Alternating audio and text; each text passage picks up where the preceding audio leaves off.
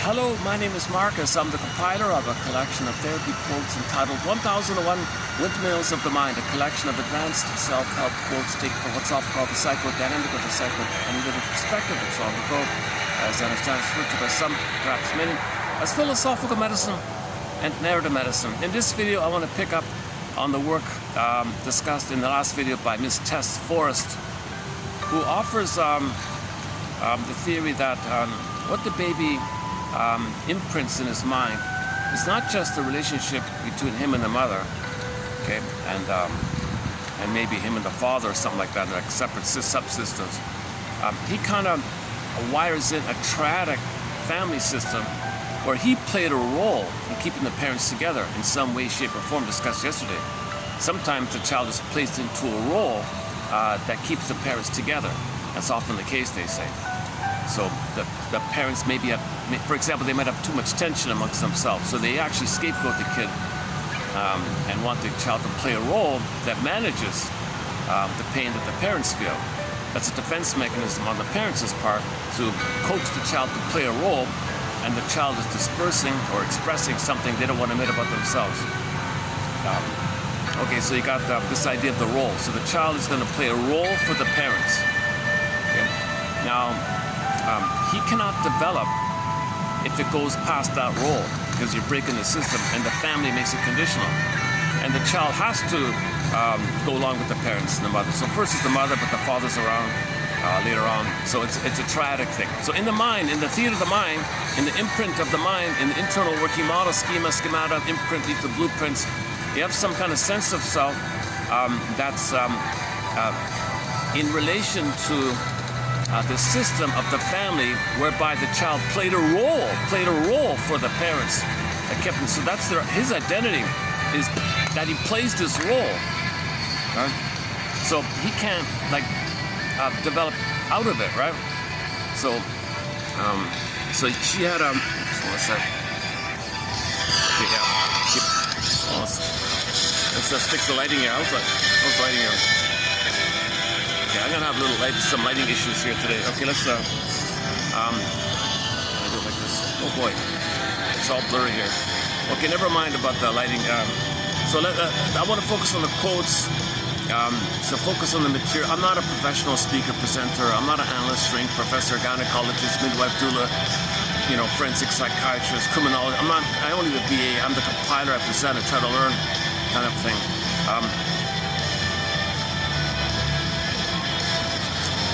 Okay, so once again, so the child has a vital self, a core self, this sense of identity of who he is, his self-identity. Now he has needs for that, right? Now, to the extent that the mother and the father or the system wants the child to play a role for them, now he has what quote-unquote a social self, like to be social with the parents, to be ideal and perfect and do what the parents want. Okay, that's called a pseudo-self, like a fake self, a false self, a pretend self. What do you want, mother? I can do this for you. That's a sense of self based on the role to keep the parents together, to placate the parents, to please the parents. That keeps the family together. Of course, the kid wants to keep the parents together. The kid has no alternative. Kid must believe mother's right. He cannot question anything. He's got no ego or questioning capacity. So the baby's caught in a whirlwind of the mother and father's dysfunction. So again, we're talking about a mother and father who have unmet primary dependency needs. Okay? They're not really fully proper adults, I mean as parents. If the mother and father parentify each other, and they're battling with each other, hoping to get their respective mother's love in the past through the partner of the present, not gonna work. And a real kid comes on the scene, they can't be a parent if they're too busy getting love in the part of the present. So the frustration and tension that's going on between the couple in this battle to get mother's love in the past. So the mother says to the husband, you be my mother in my nursery, give me my love. He says to her, no, you be my mother back in the nursery, give me love. So the unconscious is the puppet master doesn't know time. So the mother has an unconscious, doesn't know time driving this. The father has an unconscious with unmet primary symbiotic needs that doesn't know time is driving this. And they're trying to get it through each other. That's why they're battling. That's why I have this ascendancy, descendancy. passive-aggressive games and battles and conflicts and up-down kind of thing. So they're not really in a mutual relationship because they're both trying to get mother's love in the past using the partner. So when an actual kid comes on the scene, they can't be parents. You got to be kidding. But they'll use the kid in this drama, in this battle. The mother might say, okay, you align with me, and I'll use you as a pawn in my battle with him. Ha! So she pulls, that's a role she might play. And maybe more benignly, the parents say, okay, well let's help the kid be a star, a hero, and they'll be seen, we'll feel seen. We'll focus on the kid, and if he's a star and he's seen, I'll feel seen. And if he's seen and I'm seen vicariously through the kid, then maybe other people seeing the kid, I'm being seen, that's the world is seeing me, I'm getting the connection to the world by being mirrored and seen by the world through the kid. And she says the same thing. So they avoid each other and focus on the kid. All right, kid, you got to be a star and be seen so we can feel seen. Meaning the civilization that mother saw them and mother connected them and mother gave them the primary dependency needs. So they're both narcissistic and they want to get the primary dependencies and use the kid as an over proxy narcissistic display to let the world see them so they can feel seen and the parents can get the oneness. And once again, when real needs are not met, you have the unconscious hope for the fulfillment of those needs. So that's maybe considered like benign. So that's the role of the hero. Now, to the degree that the child plays this role, okay, whenever that role violates his needs and feelings and who he is, okay, this role is quote-unquote incompatible to him. So the role of being a hero, it's incompatible to his identity, his development. So frozen. His vital self, his core self, his true self, frozen, suspended, exiled, frozen, going on out with her. Civilization morphs into a bird and flies away. Okay, the feminine, the budding beauty, the emergence of the animal, the soul, princess in the coma, snow. Okay, it's like Snow White, Rapunzel like that. Okay, pin in the collar. Okay, emotional body goes flat. And on the field, in the myth, the crack in the earth, in this core, the core self, the vital of the person, the civilized, the animal, the feminine being the princess, she gets yanked down, swoon, numb.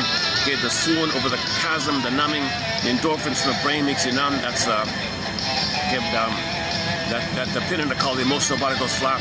Apimolexia, affectphobia, fear of your feelings, alexithymia. Okay, no words for your feelings, no feelings for your words. So you just, emotional body goes flat. That's the issue here. Okay, now you're back in the survival thing, because the survival thing is, if mother doesn't give you your primary dependency, that's the survival thing. And then you think it's a jungle. Why? Because instead of a mother loving you so you can develop, there's a gap there, a vacuum. Mother's not there. You can't internalize the mother. You can't make it a part of you that the mother on the outside, make it on the inside where she soothes you, sees you, is love and understanding for you, is present for you. That's missing. That vacuum fills in. Mother, I want that.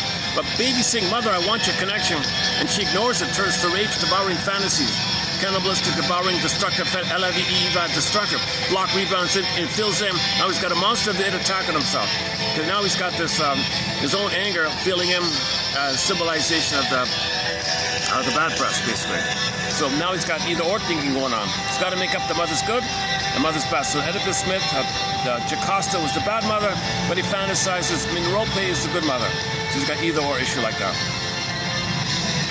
Okay, back to Miss Test 4. So if the child is given a role, for example, child, you be seen, you be a star, let the world think you're great, then we feel great vicariously through you, and then we can vicariously think that the world sees me, and then I can get the connection that the world is the breast mother, and I'll connect with the breast mother and I'll develop. So they're kind of that kind of mode, right? So the parents can avoid each other, and they hyper-focus on the kid and support the kid and give the kid all the money in the good school and this and that and this and that. They focus on the kid, they avoid each other, hoping that the kid will be seen so they can feel seen. And it doesn't work. It can delay it. Maybe you feel better with the hope or something. It's exciting, dopamine. It's not going to work, right? So, by the way, another role the kid might play, the second kid comes on the scene, and by that time the parents are frustrated. The tension builds up too much. The second kid, they dump on the second kid, scapegoat, shame and hate, and they might, in some cases, they might want the second kid to be naughty and rebellious and be destructive and act out because they wish they could. They're so frustrated, they want to be impulsive and act out and hysterical. So the second kid might be a naughty one,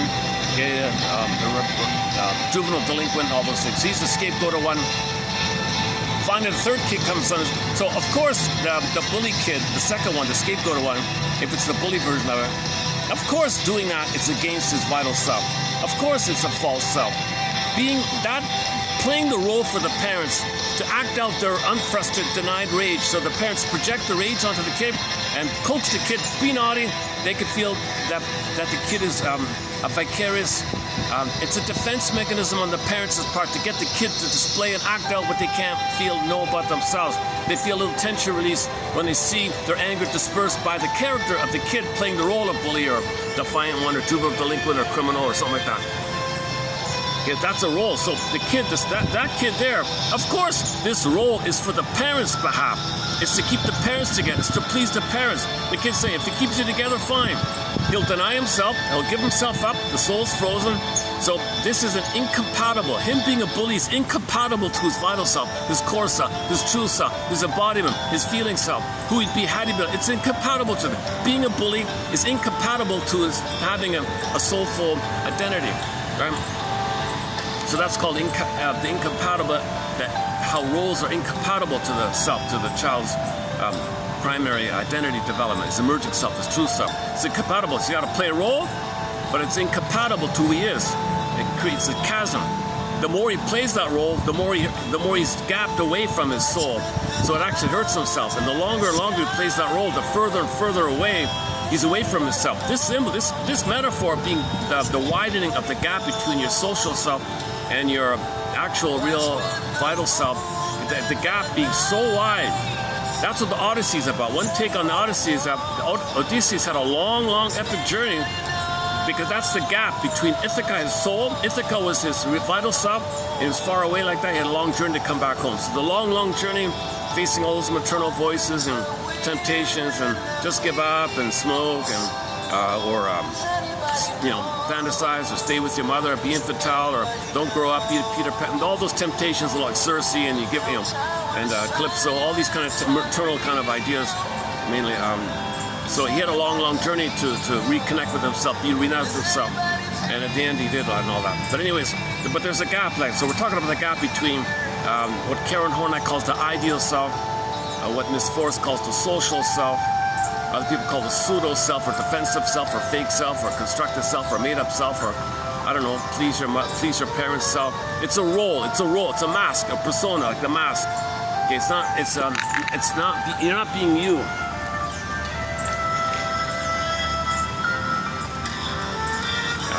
Oh my, what's with the lighting today? Why is it so dark here today? It's unusually dark here today. Okay, is that a little better?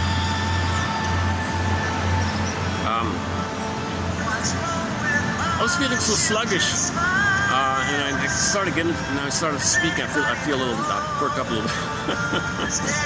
Maybe the caffeine kick that I take a coffee before I start. Two actually, two mini ones. I take too many coffees, those tin things. Does anybody care? Nobody cares. Anybody watching this doesn't care how much caffeine is in me. Okay, I go off on these little tangents once in a while. Part of my anxiety, maybe. Let's get back on track. Back on track. So we're talking about the role and how the role called. So let's just stick with Miss Forrest's phrase.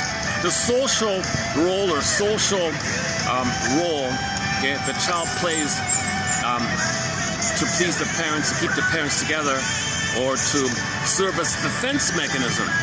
The child playing the role, that's a symptom of the parents using the child in a defensive manner to make the parents unaware of their pain and shame and what they're going through. So as a defense against the pain they're feeling, they coax the child, assign him a role, and provoke him and make him identify with it, called projective identification. In today's quote, he quotes Wayne, who calls it swapping of disassociations. The mother and the father, they are both disassociated or unaware or repressed of their shame and rage. They swap it. Kid, you act it out. You be disassociated and you act it out and you not be aware. Play the role of my unknown shame and rage. You play it. So in the scapegoater one, of course, that's not his shame and rage. He'll have his own shame and rage by playing the mother's shame and rage.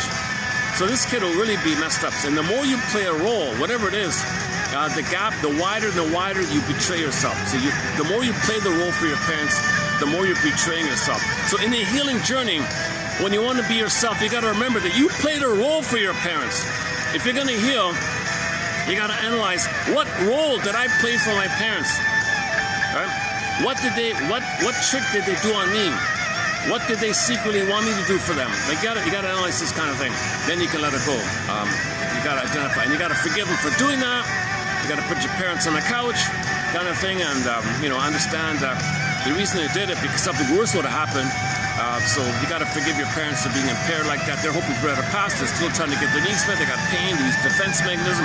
Using a child as a defense mechanism is a very tragic thing. No parent would consciously do that. But they must be in so much pain, with so much entitlement, and so much pain, and the sense of entitlement that all babies have. They feel, well, they have to survive, kind of. So if the parents are operating from a sense of a survival entitlement, they're not going to care about the baby's soul. The baby says, "Mother, you're soul blind to me. Father, you're soul blind to me." They don't understand that. And they say, you know what you're talking about. Now they gaslight the child. In the end, he's going to play a role. Fine, I give up. What do you want me to do? Okay, role number one could be the hero. Number two could be the scapegoat, one just discussed. A common one is sometimes the parents secretly coach the child to be lost. Be free, because they want to be free. So he'll be kind of lost, but he never got love to know himself, so how can he truly be free? So that he's considered the lost one, in limbo kind of thing. The fourth kid comes on the scene. Sometimes the parents want some relief. You be a comedian, you be a clown. But some kids, being the mascot of the family, that's maybe not authentic from their side. They just figured out a way to make others laugh, but it's still a gap from themselves. They could be still neurotic and disconnected from their soul. A lot of comedians have a huge disconnect from their vital self. They don't know they're vital. They're just caught in the role of figuring out what to say or to make other people laugh or something. I don't know how that works exactly. Although we do have a thread on humor, yeah. Yeah, we should pick up on that one, yeah. Okay, so there's other roles the kids can play. In some versions, if it's a daughter, the mother might say, "You play the role of me. I didn't get the symbiosis. I'm going to give myself the missing symbiosis via you playing me back. Then I'll control myself. You play me, so I control you because you're me." The child playing the mother as a baby, she's not being seen for who she is.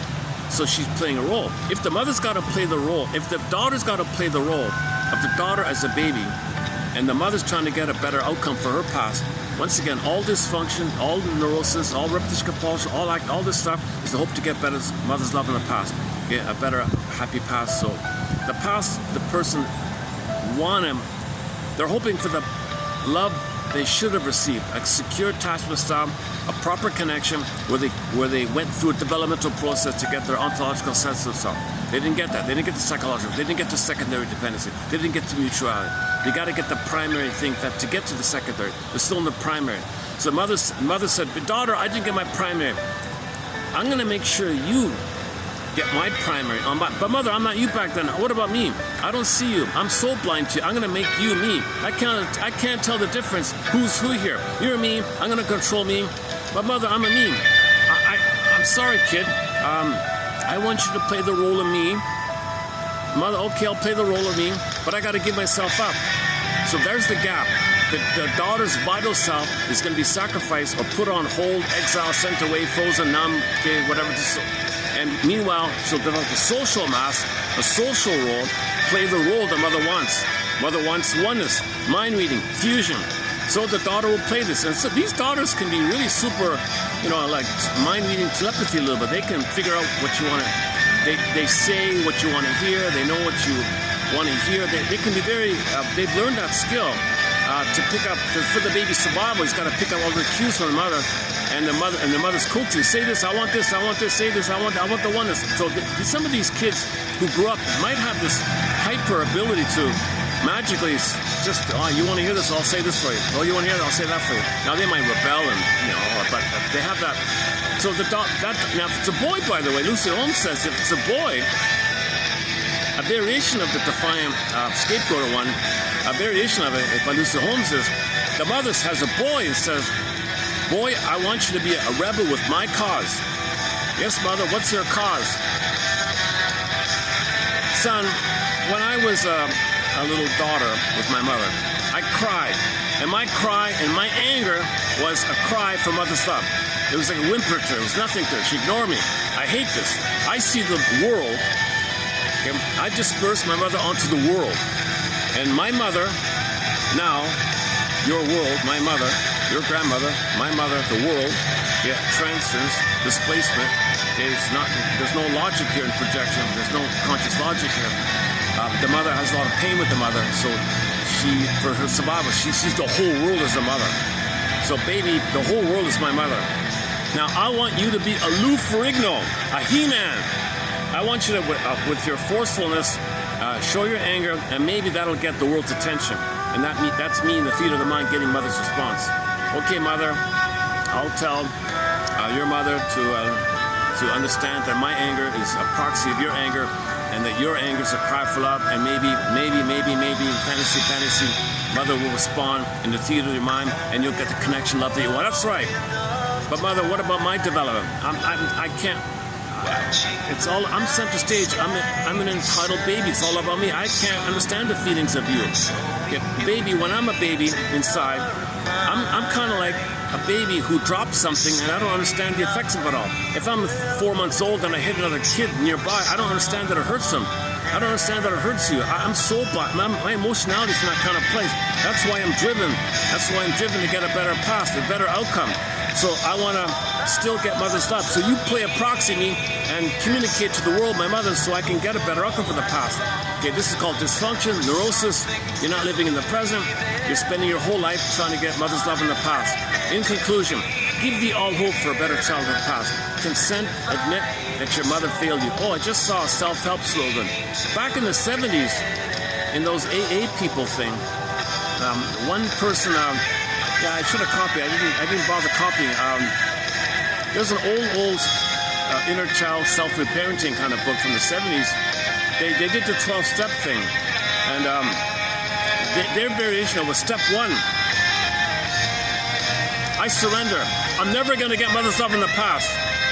So I think in the AA thing is, I surrender. I'm helpless.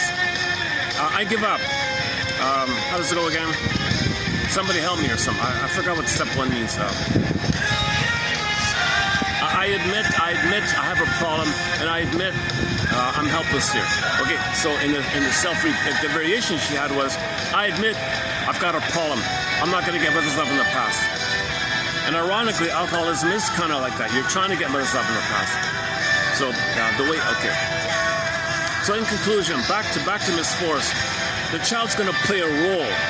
Okay, those are just a sample of little. There are other roles, of course. Now, the child playing this role, the wiring is that his identity is based on this role that he's playing.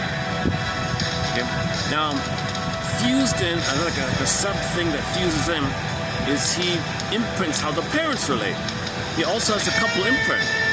Thereby, he's going to be himself, but when he grows up and marries, he'll play one of the parents and find somebody to play the other parent.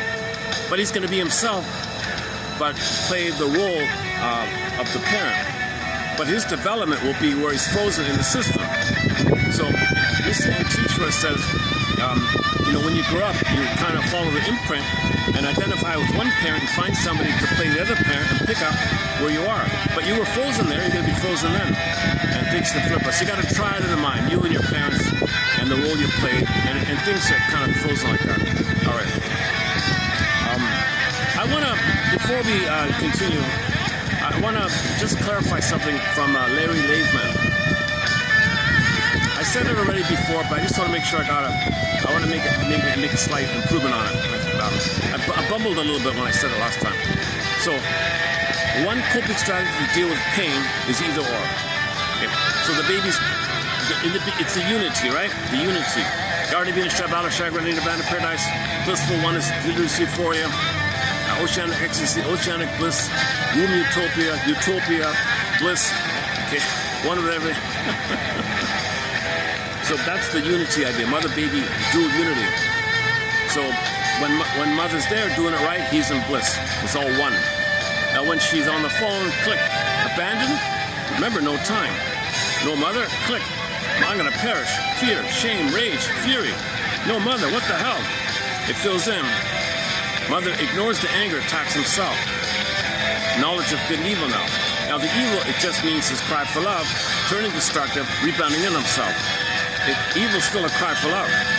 You just take the E-V-I-L, flip it around, L-I-V-E. L-I-V-E is to live means love. When you live properly, you're loving. But the desire to live in love got blocked.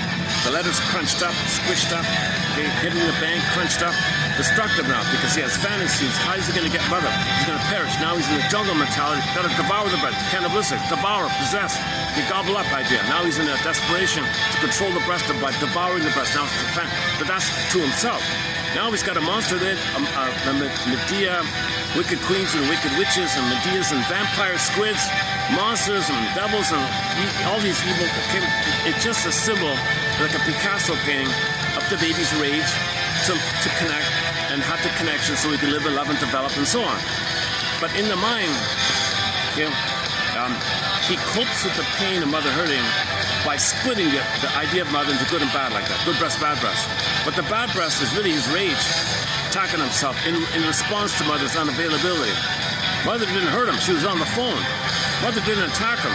But her unavailability, he felt he was going to perish out of the fear. The fear, stress and the fear and the shame, when it snowballs, then it gets to the anger, fear, and rage. Enter the anger character from the Disney film and set up the flame top, SOS. Mother, can you see the SOS signal? The flame spelling SOS? She's on the phone. Now be quiet, I'm on the phone here. Okay, so that's destructive fantasy.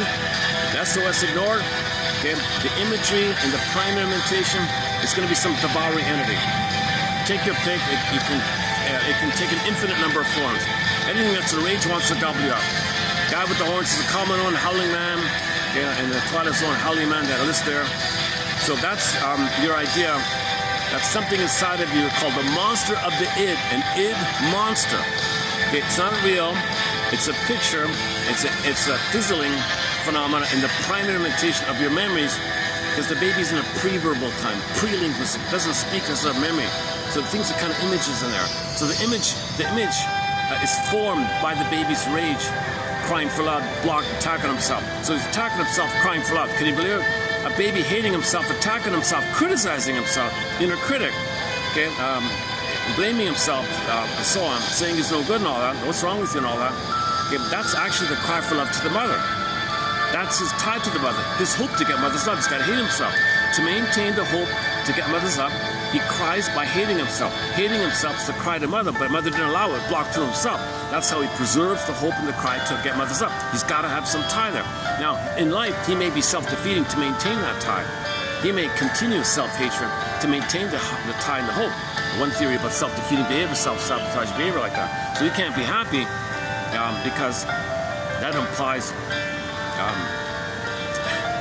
giving up the hope. He can't give up the hope. You got to get mother's love. The only way out of this mess is the mourning process, the grief process, resolving either thinking, giving up hope for a better childhood past, okay, and giving up unconscious guilt fantasies, and put your parents on the couch and write your own script. That's the whole topic about the labyrinth of the labyrinth idea. Does anybody know? Does anybody know?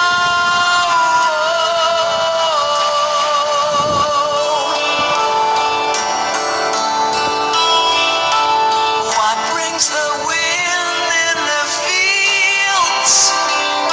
Does anybody know? Does anybody know?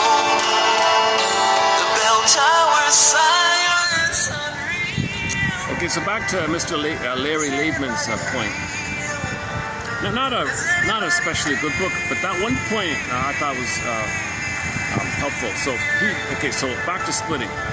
Okay, so in the mind, babies will start off with either or. This has been known for thousands of years. Okay, in the story, okay, you're enraged at the nipple. He bites the apple. Okay, that the apple in mythology is the nipple. He bites. Okay, that means he's enraged. Okay, he's out of the Garden of Eden.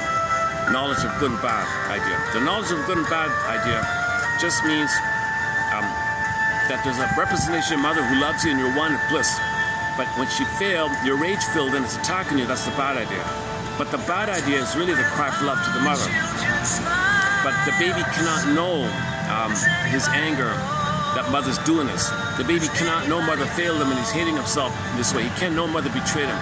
So he reverts to the positive side or the memory, he makes it up. So either or like that. So so all babies temporarily will engage in either or because no mother's perfect. It's bound to happen for a period of time where the child manages the distress of mother's whatever in either or manner. That's how we cope. That's how we manage it. Nursing heaven. Now, everything's okay with nursing heaven. Doesn't understand time. Mother's not around. Click, hell. It's either or. He cannot do ambivalence. He cannot do confusion. He cannot do both and. He can't understand the mother loves him and abandons him, and his rage is filling in for her, attacking himself, and the mother's a monster, a demon attacking him, and mother's a goddess who loves him, a demon attacking him. Baby can't figure this out. Baby can't understand how the same woman can love and betray him. And in the mind, it's exaggerated. Now I got the goddess and demon idea. So babies temporarily begin with this either or, this ideology of either or, all or nothing. Okay, the ideal, devalued, perfect, this kind of thing. So this normal development, this gets resolved to both and, to the precipitation. But if it doesn't get resolved, if mother's consistently malattuned and misattuned and making the kid play a role, okay, and she's shaming more than loving, and there's no chance for this to be resolved. And by the age of 4, this is still there. This either or thing is still there. Man, oh man.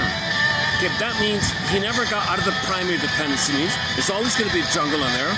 Okay, he always thinks in either or terms, adversarial terms, oppositional terms, jungleism terms. Okay, so that means later on in life, when Mr. Laidman's point. So when you recreate the marriage, you're going to be attracted to someone who's going to fail you. So you're going to redo the whole thing and feel the whole thing again, because part of healing is to feel what you couldn't have felt. So you're actually trying to feel what you couldn't have felt back then. So you recreate to feel. But until you feel, you're going to recreate. Now, when you recreate, i.e., fall in love, bing, bing, bing, bing, okay, chemistry, love at first sight, somebody reminds you mother failed you. So you get married, you honeymoon, because you trigger the wiring of the bliss originally. So you're back there. So the unconscious, no time, chemistry. Instant chemistry, sudden Cupid's arrow, no time. So your survival brain thinks you're there. So that's why the floating feeling. Play the music video to Melanie Thornton's song "Love How You Love Me," where the couples are floating in the air to this idea. All right. Yes, sir.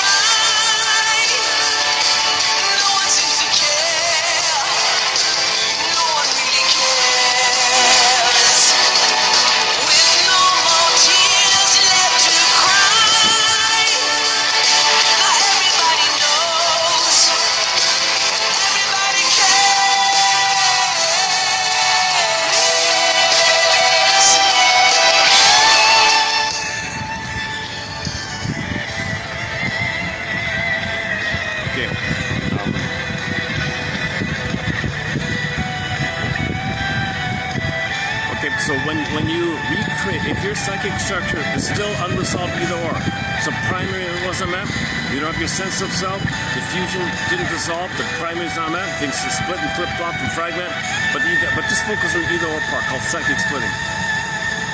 And remember, the child keeps it separate like that. He doesn't see the link, he can't see the link, he can't do the ambivalence. Babies cannot do the ambivalence with the confusion of mother having those two sides, loving and frustrated. Baby can't. So in the mind, as the theater of the mind, the template. So that's why you got to update these traumatic scripts, these jinx and curse and fate you're wrestling. Okay, so later on, he goes through, he's going to repeat, hope you're at a past. Find somebody who reminds him of the rejecting mother. So first is the blissful part. He had bliss in the womb, right? So he gets the blissful part. Now the person or present was chosen to redo the thing, the failure. So mother's on the phone all the time, well, the guy chooses the girl's never around. That's going to trigger. Now, when you're feeling the triggering of all that anxiety and pain that the baby felt, what did the baby do? Click, click, either or. So what does the adult do? Click, click, either or. Okay. How that works in the adult version is called projection. He'll identify with the good side, okay, and project the bad side, good breast, bad breast, onto the girl and say, and say, you're the bad one. I'm good, and you're bad. I'm okay, you're not okay. I'm right, you're wrong. Now the girl is doing the same thing. That's why they're fighting all the time. That's why when they have an actual kid, they can't be parents. In fact, the kid will be used as a defense mechanism to help regulate this thing, to regulate some of this pain like that.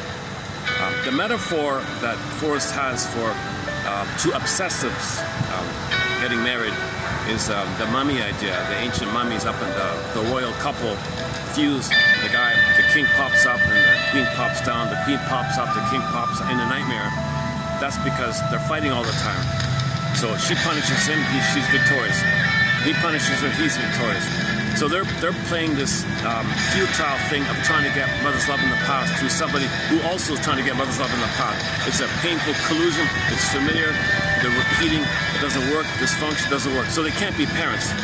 Okay. Now the child brought in, once again, the child brought into this system. Oh boy, he's really lucky. I'm lucky, right? Jeez, what did I do? What did I do to deserve this? Why couldn't I be born to healthy parents like Polybus and Merope? What the hell? Why do I have lives at Jocasta? Oh my God! So by the way, if it's a boy or girl, the less love there is, the more tied it'll be to the mother's side, but the father's around. The father's rejecting. He's around in the sense that he's not around. And the story is there's no father, and he's married to the mother. In the mind, the fusion's still there. This whole issue of the parents can't be parents called Oedipus complex. It's a tragic thing in the mind. Okay, so let's just leave it there for a minute. Okay, so that's the outer point of why the man says, I'm right and you're wrong. And he said, no, I'm right, you're wrong. I'm okay, you're not okay. I'm normal, I'm reasonable, you're the crazy one. No, I'm the normal, you're the crazy one. And that's why they're fighting all the time. To deal with the stress that they're re-feeling, triggered up by the past, using either or in the mind, and projection and either or. So splitting and projection are very common mechanisms to deal with anxiety. What anxiety? He's being triggered of the original anxiety the baby couldn't handle. The way to manage that anxiety originally was either or. Later on, that either or comes up. If the outer element is projection, he's going to project. Okay, that was Mr. Laidman's point there. We also played the pop song, I Want You to Want Me by the rock band Cheap Trick. All about this desire for the oneness. Oh, I need you to need me. Could you please need me? Because I need you. Could you need me so we could be one? I beg you to beg me because I'm begging you to beg me to beg you, and you beg me to, so I gotta be one. I need you to need me. I want you to want me. So we talked about that song, and I'll do whatever I want. And he had all these tricks. You're sad, aren't you? Yeah. He's sad. Oh, you're sad. Oh, so we're one, right? Oh, you're upset. I'm upset. Oh, you're upset. I saw you're upset. Oh, I'm upset. So he was trying to desperately try to create the one. Now that's kind of benign. Like if she says no, it's painful. So that's more about. It's still there's different degrees of this. What a great song.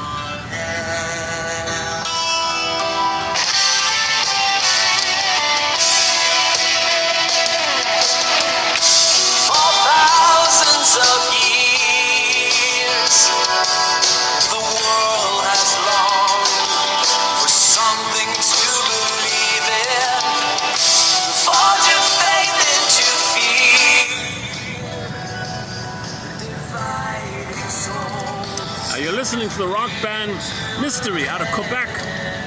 Great band, just discovered them recently. We have 4 of their songs on our soundtrack, this being one of them. All right.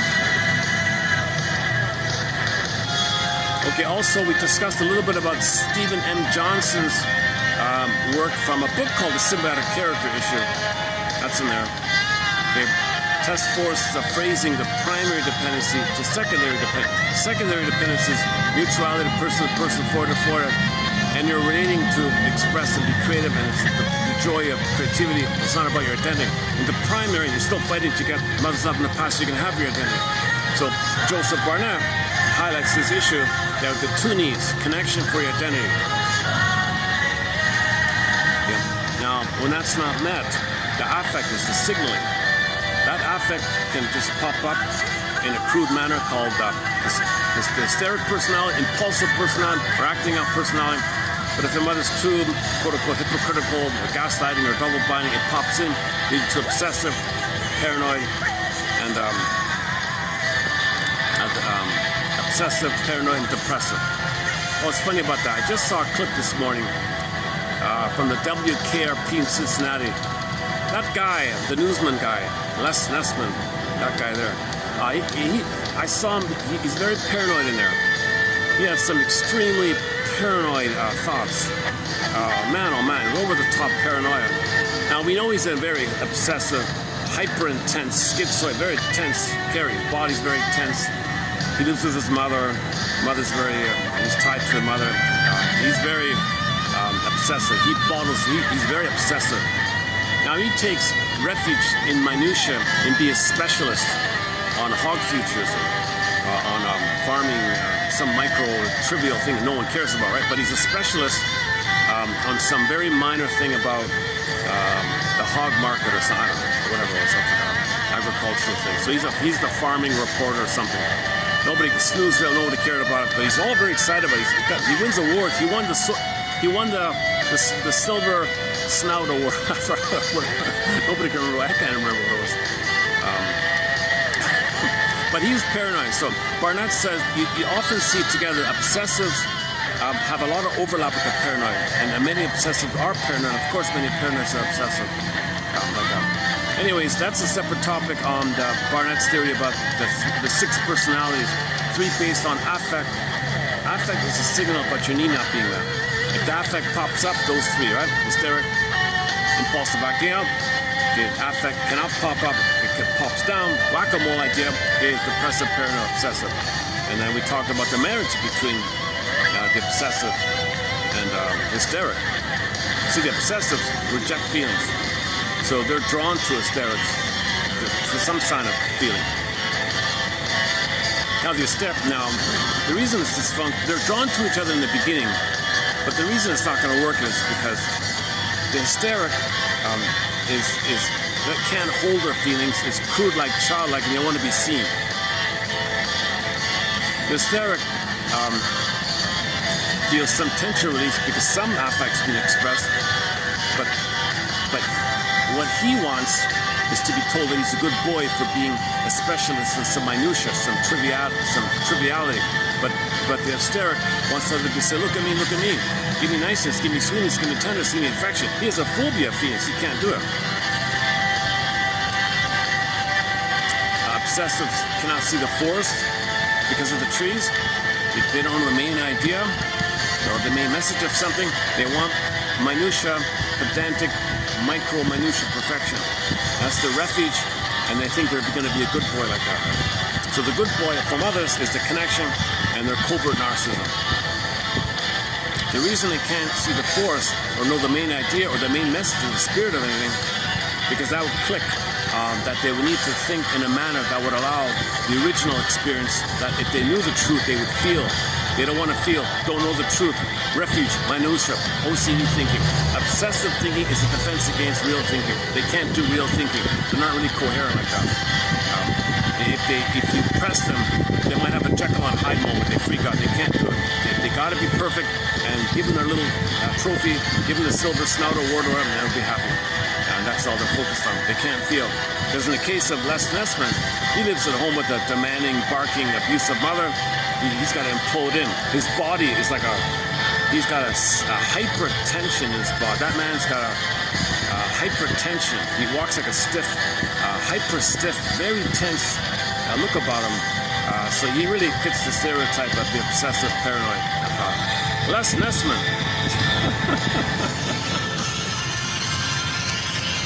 You know, in a way, I kind of think he's sort of the focus of the show. People focus on, Jennifer or Bailey or even Johnny Fever or the other ones. In a way, it's really about him in a way, I think. He's the protagonist. He's clearly the mother's boy, right?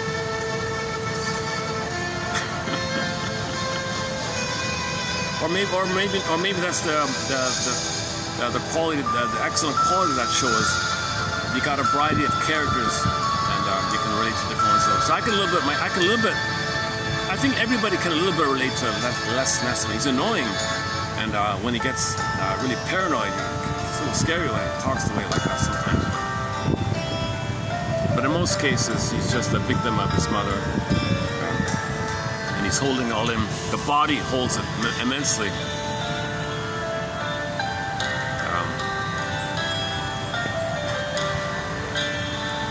There was the other episode I saw yesterday, the violent one. There was one violent episode. To my surprise, WKRP did one kind of like a mafia kind of a style episode. It was uncharacteristic of them, but a lot of people praised that episode, where the boss Carlson, beats up Andy and tricks a thug to beat up Herb, the cheesy salesman. So it was kind of like a tribute to the like a mafia theme, where the boss would beat up his employees if they disobeyed, kind of thing. It was a terrible episode. I hate that episode. It's witty. It has a slapstick kind of a fun, super fast slapstick kind of quality to it. It's well done in the writing and the speed of it all. Bringing it like one of those slapstick kind of things. It's maybe one of the in terms of craftsmanship and script writing, it's a well done comedy episode. Unfortunately, it's designed to spread the contagion of that mentality, of that way. So maybe there was somebody was sending a message to others or something. Maybe somebody behind the scenes was saying, "Don't criticize." Maybe it seemed to be some kind of in-house, encoded kind of thing for the entertainment industry. Don't criticize us, and something. A lot of musicians, they get really punished and blamed and black-marked and stigmatized if they criticize them. It's unbelievable. Rock and roll is a vicious game, sings Miles Goodwin of April Wine. And got the song Hollywood by Street Heart by Kenny Shields. He also talks about it. And Rick Emmett of Just a Game song. Was it Just a Game? Big Lie? Well, one of those. Boston, Brad Delp sings the corporate one, the corporate song.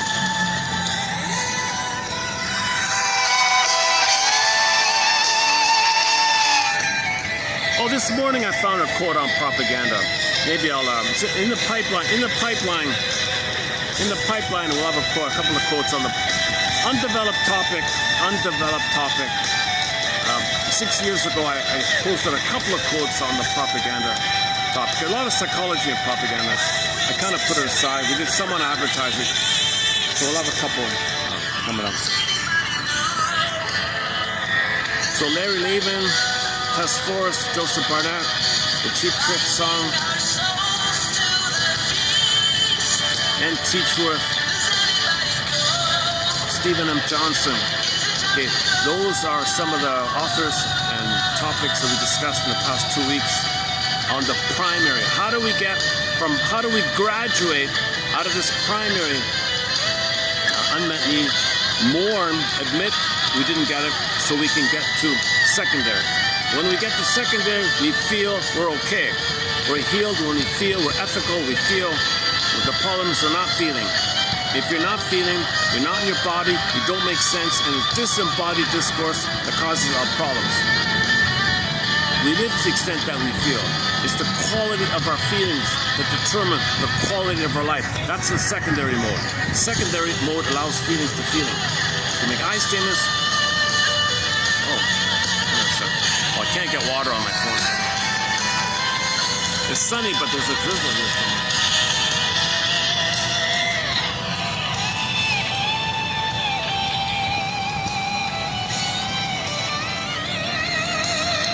It's funny, there's a bit of a sun shower looking on.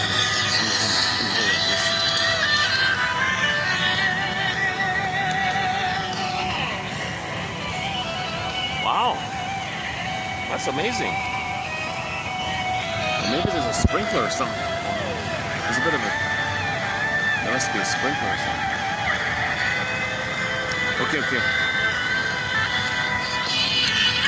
Okay, maybe I'll hit the pause button on the song Looking for Something Else by the band Mystery.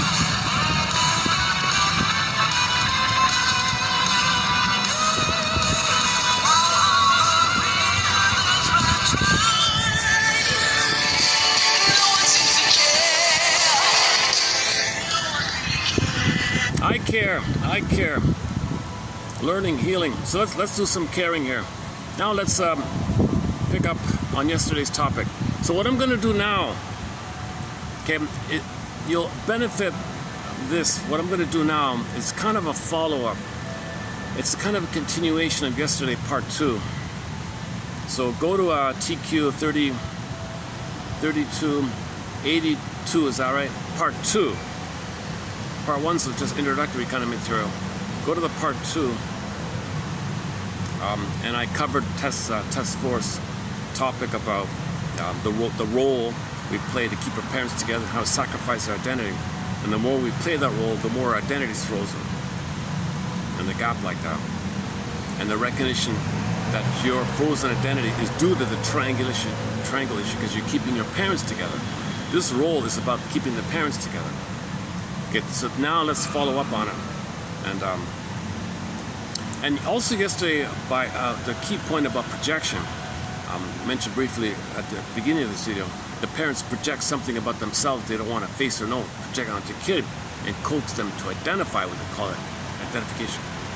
Projective identification, that's a defense against the pain they feel. So that's the kids playing the role of acting out something that the parents put into them to display so they don't feel and admit. It's distracted like that. That's part of the role idea. Okay, let's do today's one. So this author here is sort of in a similar family systems tradition like that. So let's go. So this is from a guy named Robert M. Coates.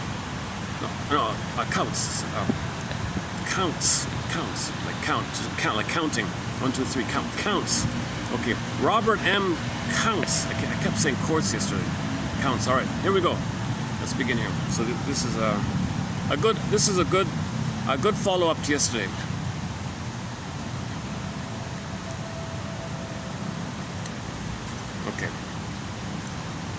Okay. So let me preface it. Hold on. Let me preface something here. Lucy Holmes says that most people need individual therapy before they can tackle group therapy, because the individual therapy faces the one-to-one problem. If you go to group therapy and try to resolve the one-to-one problem in the group, you can't do it. Okay, so there'll be a lot of problems and chaos if your unmet primary needs you're trying to resolve in the group. Now, but a lot of other benefits of the group, but in terms of getting better, these group things, you feel good, it's like a club or something, but you don't get better. So her anecdote was one famous, her colleague passed away, and he had a regular group for decades apparently. They begged her to fill in, but he was a fellow. Since she was a woman, they all begged her for one-on-one to deal with the primary. The fellow couldn't deal with that. He's a man. The man teaches you out of the mother. They never resolved the issue with the mother. But it turned out the man was using the group as symbolic breast for him. They never developed. They were frozen. 20 years passed, they were still frozen. So they were desperate and begging her to do one-on-one. So that was part of her discovery, that most people in therapy need one-on-one before they can do the group. The group is outside the mother. You can't resolve the issue with the mother in the group. The group is about, getting along in the world. The group's like a micro of the world. Practice in the group for the world like that. It's not about getting mourning the one-to-one issue. So, okay. Now let's say most people. Let's just entertain that thesis for a moment. That most people need the one-to-one. Let's say they try the one-to-one and they freak out. They can't do it. Now what? And to this guy, okay. Then the therapist has to bring the family, not some group of strangers, a family, the original family of origin have to come in. And you point out to the person, they can see in the here or now, the projections, who's who, what's what, boundary this, boundary that, what role this, role that. They can see it all. They go, oh my God. At that point, they can go to individual, then they can go to a group. So family therapy, and then maybe family and couples, whatever, the couple's the side part. So family therapy, then individual therapy, then group therapy. So family, individual, group. That's his sort of premise like that. I haven't done any of it myself. I just kidding. The client may be so tied, the client may be so tied to his family of origin that, in a psychological sense, he seems not to exist as a separate individual. Let's see. Do it like this. Can I get the lighting better? Is it better like this? Yeah, okay, let me make an adjustment. Hold on a second.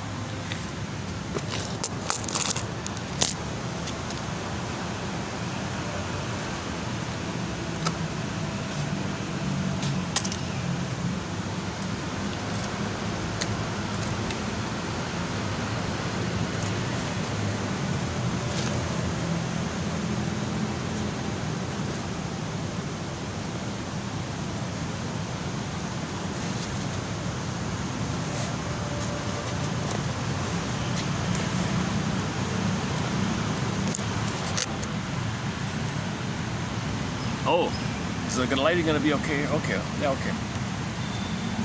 I think there's some kind of holiday. I mean, it's Monday, plus I think there's some kind of a holiday. So luckily there won't be much traffic this time around. Last time I was here, it was constantly interrupted. Today's pretty good, yeah. Oh, let me fix my fan. Hold on a sec, sorry, sir.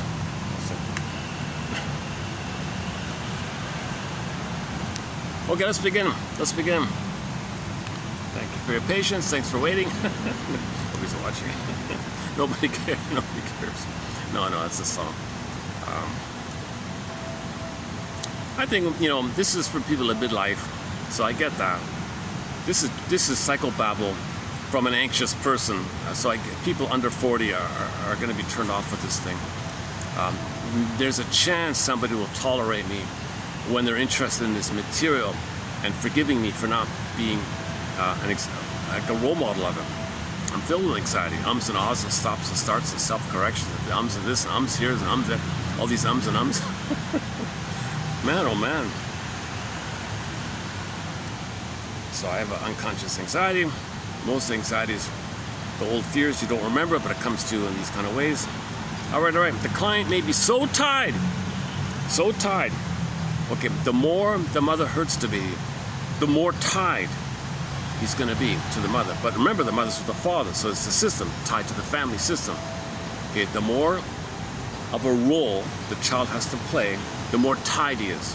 Because the role means not getting his needs met. That's the pain. The more pain, the more the ties that bind. Okay, the client may be so tied to his family of origin that in a psychological sense, he seems not really to function as a psychological autonomous person. Thus, psychoanalysis is likely to be unsuccessful or arduous at best, because he's so engrossed, he's so intense. He can't talk about himself because he's betraying the mother. That means he'd lose his mother. He'd have no self. He can't do it. He climbs up. He can't really do it. He has no differentiation from mother to talk about himself from a self point of view. In some cases, in wherever this is. Okay, so but how about family therapy? What about that? Yes. So let's go to family therapy. Family therapy, and he's an expert in family therapy. Family therapy is useful for a number of reasons. It may be particularly efficient in helping the client establish a sufficient degree of individuation so as to be ready to profit from individual psychoanalytic therapy. Okay, so his argument, first bring in the family, make him see. Like he can't deny it or hide it, he's seeing it. So the mother said that, and he said that, and you said that. Sister said that. You notice all that? Oh my God. So maybe then he feels some feeling about it, and he understands his contribution to the mess, his contribution to the system, and how his contribution maintains the homeostasis of the system, and this whole thing's dysfunctional. So maybe then he said, okay, I get it now.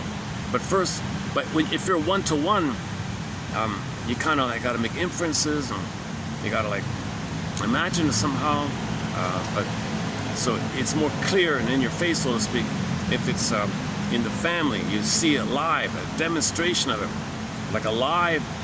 You can't deny it.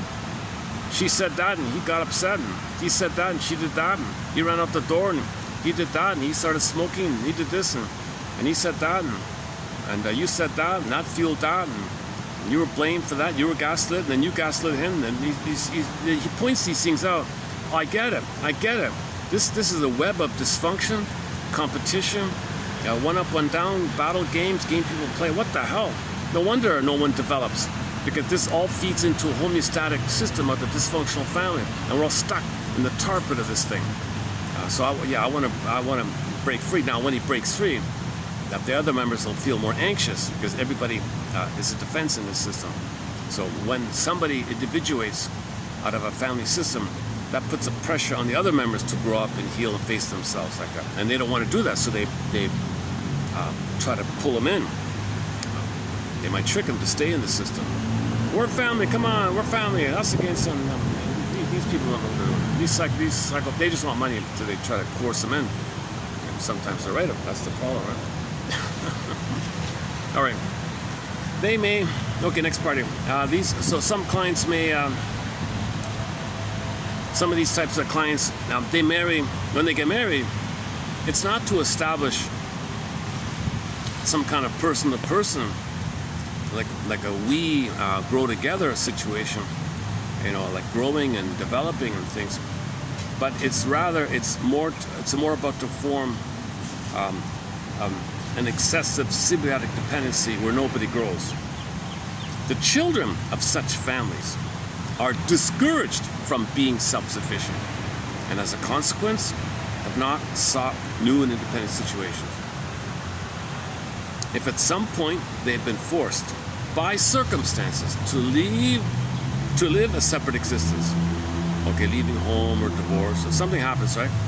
Then people in these symbiotic homes, they might just cling to another one, stick to another one, or join one of these group things or whatever to lean on, like that. So they have an extended childhood through others outside. At best, it's an extended adolescence or an extended childhood. So you join. So that's where the cults come in and organizations come in, and you're kind of creating an extended family. And you don't find yourself. Now there's new jargon and there's different activities, but it's really psychologically the same thing. Characteristics of the families that seem to me to be comprised of poorly individuated individuals. Okay, so here are some of the features of people who can't do psychotherapy. They need the family. They're too symbiotic and too dependent. The boundary issue, they don't know who's who, and the ties that bind, they're afraid, they betray. If I'm going to be myself, you're going to suffer so much. I don't want you to suffer. I'll fail. Oh, you're happy. You reward my dysfunction because that's a defense to keep you comfortable. So I can't be happy because you think I'm betraying you and you're going to punish me, or you're going to guilt trip me, or you're going to all these bad things that happen to you if I'm happy. I can't be happy because you're going to guilt trip me if I'm happy. I can't be, so these kind of tactics.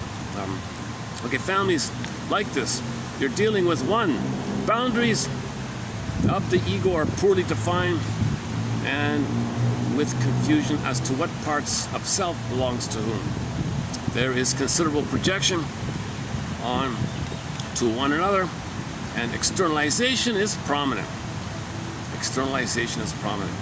So if somebody's passive aggressive, they want someone to be overtly aggressive. So the overtly aggressive person, okay, he calls it here trading of disassociations and projective identification. Someone's playing a role for the other person. In this sense, a child may be encouraged to act out the unconscious wishes of the parent, as originally discussed by these two people back in the 50s. Scapegoating is frequent in these role plays. Okay, number two, there is a tendency for family members to be unduly dependent on one another and to have emotional difficulties that reflect this. Okay, if it's so tight like this, you'll have all these things like they can't be on their own. So in some cases, there's what's called school shock, okay, school phobia. If they go to school, they're so afraid they can't learn. He doesn't have a learning disability. He's so symbiotic at home, and the separation anxiety is too anxious. He can't pay attention in school because he's so worried about losing his family or something. That's called school shock or school phobia. It's not a learning disability, but that's what we're dealing with here. Okay, excessive homesicknesses. And one lady couldn't travel without literally bringing her bedroom on a plane. Is that right? Did I get that right? When the lady had to travel, she ordered the staff or something to pack up her entire bedroom, like the bed, the paintings, and all the things, closets, and clothes. The whole bedroom went into a separate plane, flew to her, and if she's staying in a hotel, they had to redesign the whole room and lower because she was a petite woman or something, she had to lower everything to fit an exact replica of her bedroom. They had to, a construction crew had to redesign the room and have all the stuff in there to make her feel it's still at home. The next day they traveled, they did the whole thing all over again. So there was a massive construction, separate planes just to accommodate this woman who could not separate from her comfort, her creature comforts. So that's the dysfunctional kind of, I won't mention the name, but apparently it's, somebody talked about it on YouTube. That was a long time, I've never mentioned that. It's an old story. It's a very old story from the 80s. And it's ironic because you associate something different. And this is a little trivia that people don't know, one of those did you know kind of things. So that might be an example of this excessive symbiosis, this clinging to transitional objects, substitute mothers and things. Can't be on, I said homesick, I can't do it, I can't go to another place. I can't stay in another bedroom. She had a huge agoraphobia, I guess, stuff like that. All right, number three, paradoxically, severe problems of coping with intimacy are common. The individuals may be remote from one another, unduly close to one another, or may demonstrate cognitive chaos and erratic distancing. All right, so you think ironically they're so symbiotic, right? Glued at the hips kind of thing, psychologically, emotionally, they're so, but really there's a lot going, they're not really warmly connecting, they're not really intimate, they don't talk warmly about each other, there could be a lot of coldness between the two, although they're physically there, so there's some kind of covert chaos going on, I guess. Cognitive chaos and distancing.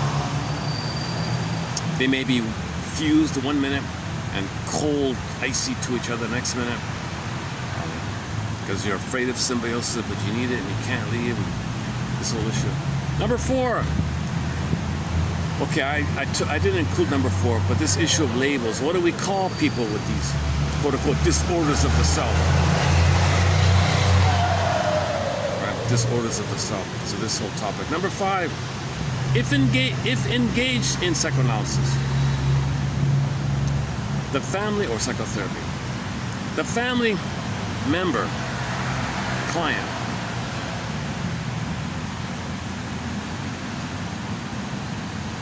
may be detached. The family member, client. Okay, one of them is going to be detached, and transference may be unduly intense, or there may be extensive acting out. Okay, so if they do go to therapy, okay, it's Crazyville, right? They're going to stick to you, like clinging, dependency, or rageful outburst, the BPD stuff, soap opera hysterics of the BPD might be the acting out and the bullyism. Okay, so that shows you the immense separation anxiety and the rage about it. All right, there's no identity. Remember, there's no identity. You need mother's love to have identity. You don't get mother's love, you're stuck there to her, and you can't have an identity. And that's therapy's trying to address this whole thing. Number 6, there is a tendency for the intrapsychic disruption of one member to have an impact on the intrapsychic integration of another. One member may become more disturbed as another improves. It is often presumed as inevitable that one member of a family gets sicker as another gets better. In my experience, this is more likely to occur the less well individuated the participants. Okay, if this family is very symbiotic and one gets better, all the others might go crazy because the system is interrupted. The homeostatic system is interrupted, right? The reason it's going crazy because none of them have an identity. They were too dependent on this web of dependency. Number 7. Threat is experienced by individuals as external rather than internal. A reflection of the tendency to project and externalize. Okay, so projection is very common. If there's some inner either or going on, no, I'm good, they're bad. Externalize. Externalization is something about yourself. You say it's coming from the outside. You project it on the outside, so it's been externalized. So that's the general label of externalization, where you see on the outside, externalize something you projected onto. It's kind of synonymous. So for more on this point, Chapter 5 of Karen Horney's excellent book, Our Inner Conflicts. I think it's chapter, it's either that book or Neurosis and Human Growth, one of those two books. I think it's Inner Conflicts, the second last one.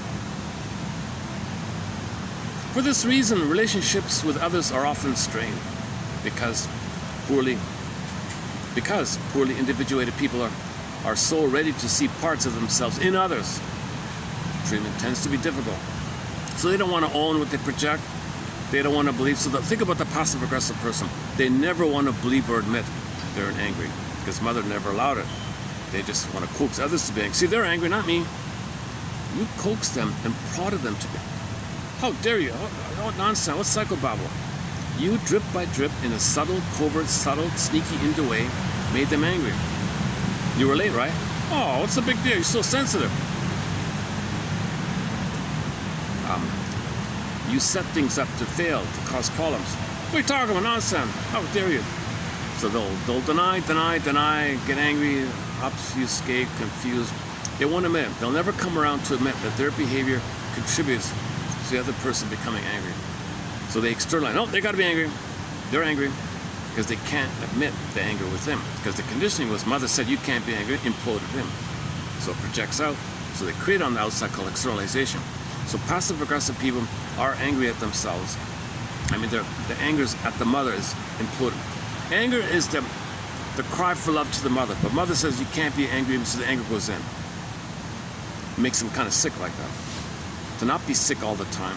They constantly want to find others to be angry, to disperse and feel some relief and feel some tension release to see others angry. They don't know they're doing this because their social mask, remember back to the social mask, they got to play a role of doll. Yesterday about the doll. The girl has to be the perfect doll. The doll, like a doll, wooden, like feeling, like a doll, like no feeling, like perfect bows and ribbons and perfect looking, whatever, but not feeling. That's the role they play. So they're only they assign the need for a parent on the fact that they got to be a doll. That's their only link to survival. Their only survival link to the mother is to be a doll. But that goes against their true self. The true self is anger, but it implodes in. So the end result is they get sick. Little children get sick like this. So later in life, they want others to be angry. That's kind of like a continuation at others of them and make them sick. But they don't get sick, they just get angry. But as a child getting angry on himself, they'll get sick. So a lot of kids are kind of sickly when the anger will turn in like that. And mother can't punish you for getting sick. So the pattern is, oh, I found a way to get my anger out. Just make them angry. Okay, for more on the top, so passive aggressiveness is one of our chapters here. Go to the Angry Smile book by DeLongs. The Scott Wetzler's book is okay, called The Passive Aggressive Man. And we have a sprinkling of quotes from a variety of authors discussed here. So just type in the phrase passive aggressive with a hyphen or dash or without, or passive aggressiveness, or just passive aggressive. Written as one word or two, or with a hyphen, or a passive aggressiveness, one or two, or okay. Just try around, you'll get all the quotes. Start off with the Angry Smile book. That's a good book to start with. That's a great book to start with. Underappreciated self-help book. Just a little tiny old pocket book from, I don't know, 70s or 60s, I forgot. Great little book, 50s maybe. It's an older book. You see it in a dollar bin and, you know, for 50 cents or one of those kind of books. It's one of the greatest books on passive aggression by the Longs. I forgot the first name. A couple, husband and wife team.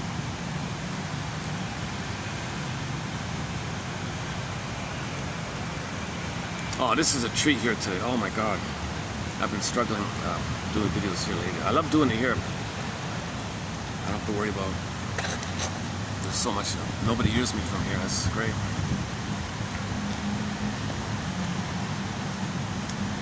I've tested it out. Can you hear me if I'm talking here? Nobody here. That's all. This stuff. Most of this stuff's open at night. I'm in the smokers section. I see. So at night time, they want to smoke. They come out here. I see. I like that. That's what. Oh, I finally got it. I finally figured out this setup here.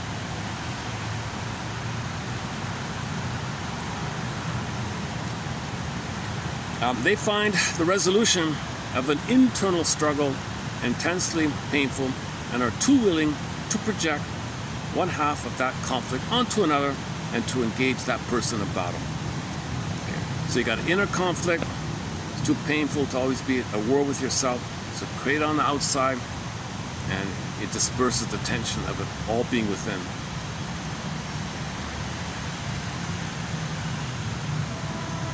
So the kid comes on the scene, you're fighting with the kid. Think about that. Think about the mother who's fighting with the kid all the time.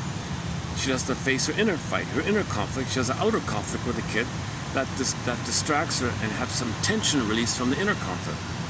What's the inner conflict? The mother cried for love to the mother, got blocked, and it's attacking herself. Her own anger is attacking herself. She wants her vital self, but her anger is attacking him. She is her own worst enemy. Play the song by the band Delirium called Self-Saboteur. The line in there is, can't you see, can't you see, can't you see? You are your own worst, fill in the blank. Okay, the Pogo, famous Pogo cartoon, you are, it's within like that. That's the inner conflict. Okay, Masterson puts it this way, self-activation, okay, you want to come from your real self, it's going to trigger your own monster and it's going to attack you. It's going to have a lot of pain. One way to deal with the pain, externalize, project, put it onto the kid and fight with the kid. Now the mother's fighting with the kid. Okay, so Masterson's axiom is self-activation triggers abandonment depression, which leads to defense. Now this phrase, abandonment depression, includes the rage that you attacking yourself, i.e. crying from others' love who failed you, but attacking yourself. Pain, shame, rage, helpless, hopeless, the whole gambit, okay, the whole range of it, called abandonment depression. It's mainly the rage at your mother, but it's blocked, turns in yourself. So self-activation triggers hating yourself, which is a cry for love, because self-activation means, mother, I need a connection so I can have my self-activation, my beingness in my body. I need the connection, feel safe to have it. You failed it, I'm in rage. But the rage goes to himself. All this pain has to be dealt with in some way. No baby can handle this pain. One way is to project, blame. You can distract yourself, amuse yourself with cookies and foods and cigarettes and promiscuity and gambling and activity and manic behavior. You can distract it. That's defense.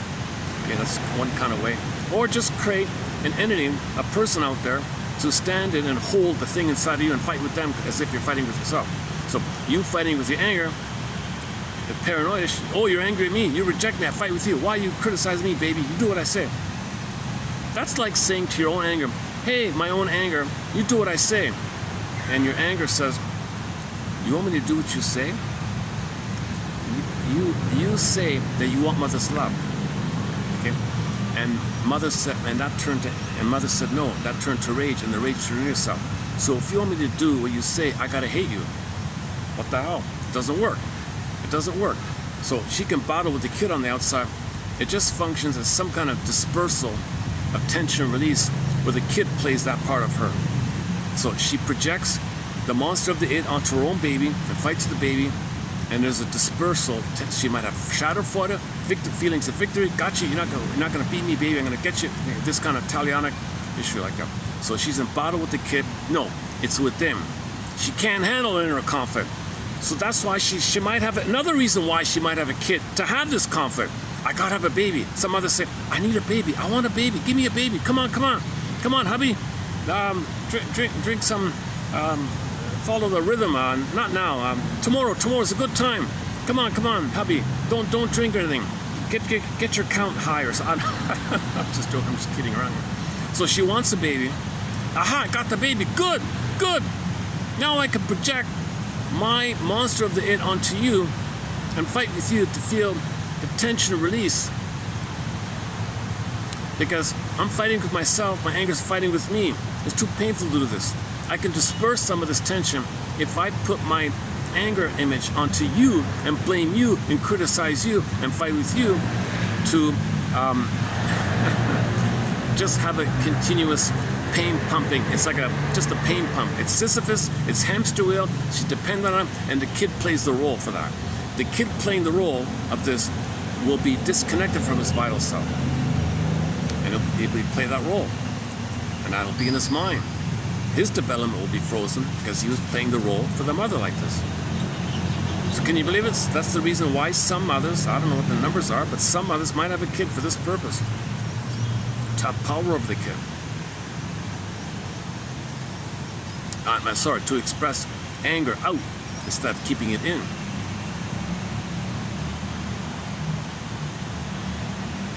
We haven't played that song in a long time. Should we pause it? Yeah, okay, let's take a, I'm halfway through this, right? Okay, well, let's finish this and we'll play Self-Saboteur. We haven't played that in a while. Great song. If I forget your mission, look up Self-Saboteur by the band Delirium. Underappreciated band. We have 4 of their songs. We have I Like Mystery, 4 songs, yeah. Self-Saboteur, Truly, great song. Truly, that's a good song. The acoustic version of a song called After All with the guest vocalist Jael, J-A-E-L, with the 2 dots over either the A or the L. She used to be the lead singer of Munich. She was a guest vocalist for this song by Delirium. Okay, so After All, acoustic, Truly, Self-Saboteur, and the 4th one is something, The Fall, After the Fall, one of those kind of things. Just a typical I Miss You, Love You song or whatever. But that Self-Saboteur is great. That's a great song. Great message, great lyrics. Okay, let's close up. Or somebody remind me. If this were like a live chat thing, I could say to any audience, please remind me at the end to play Self-Saboteur. Somebody might remind me. Okay, let's finish this one here. Okay, next part here. The family setting allows for clear vision and the opportunity to utilize immediately demonstrable patterns of interaction in clarifications or interpretations to the client. Oh, I see. Oh, this is good. Oh, this way is good. Oh, okay. I'm not gonna trip. You might see me fall over. Hopefully this chair will hold up here. Okay, sorry. The family setting allows for clear vision and the opportunity to utilize immediately demonstrable patterns of interaction in clarifications or interpretations to the client or clients. In addition, furthermore, moreover, other observers are present. They amplify and reiterate the observed family patterns during the session and later at home during individual therapy. Okay, so here's the difference between individual therapy and family therapy. In family therapy, you got others around, it's open, you can see it, it's clear, right? The setting allows it to be so clear and you can see it, it's demonstrated for you can see it like watching a theater thing, you can see it, right? Versus individual therapy.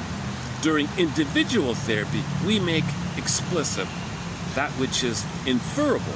We're just making the inference here. We're guessing around here. We're just guessing. Whereas in the family, you see it live, here and now, action, take one. Okay, but in individual, we're kind of just, could it be this? Could it be that? Perhaps this? Seems to be a pattern. What do you think? Is that familiar? You said that, now you're saying that. Maybe is it you're just inferring around, you're guessing around here. It's not observable, you don't see anything. While in family therapy, we deal with the observable that has not yet been noticed.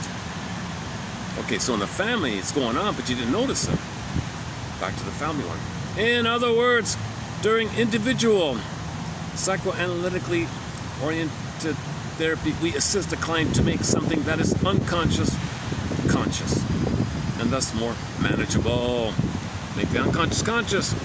During family therapy, we observe pattern interactions and attach different significance to the nature of the interactions that has previously been the case. Hang on, I think I'm double check that battery. 30%. Okay. In about 10 minutes, I'm gonna switch the battery pack. Okay, next one. Obsessional clients. So he does a sidebar here. For example, obsessional clients. Okay, the obsessional client. So remember, this is when the affect, mother, I'm angry, you can't be angry, pops in. Obsessive, OCD, get tics, perfectionistic pride in getting an A score in some minutia on the hog futures. Less than estimate. Okay. Wins the Silver Sow Awards.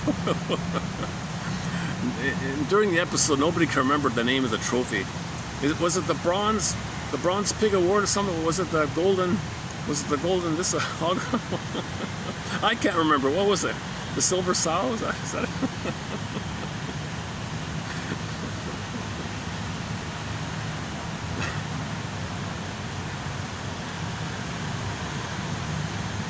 Was that the elevator episode with the scene in the elevator or something? The one with the elevator? I forgot. Johnny went down the... he was funny. That actor Johnny was... he's the star of the show, really. All the comedy, all the comic relief was from Johnny Fever, that guy there. Absent-minded. I don't know. The negative side of him... he's a cool kind of hipster guy, but the negative side of him was... there's a negative side to him, of course, as well. But anyways, both hands. The obsessional client did not develop particularly effective boundaries. Okay, this next part here is in response to somebody saying,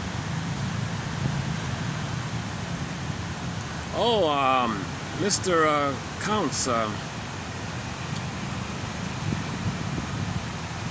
what about obsessives? Don't they have good boundaries? Oh, really? Those aren't really boundaries. Rigid walls where you don't feel or love, that's not a boundary.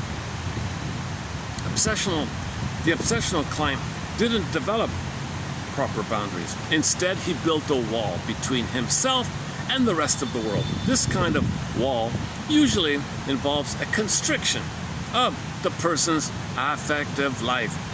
He's not feeling.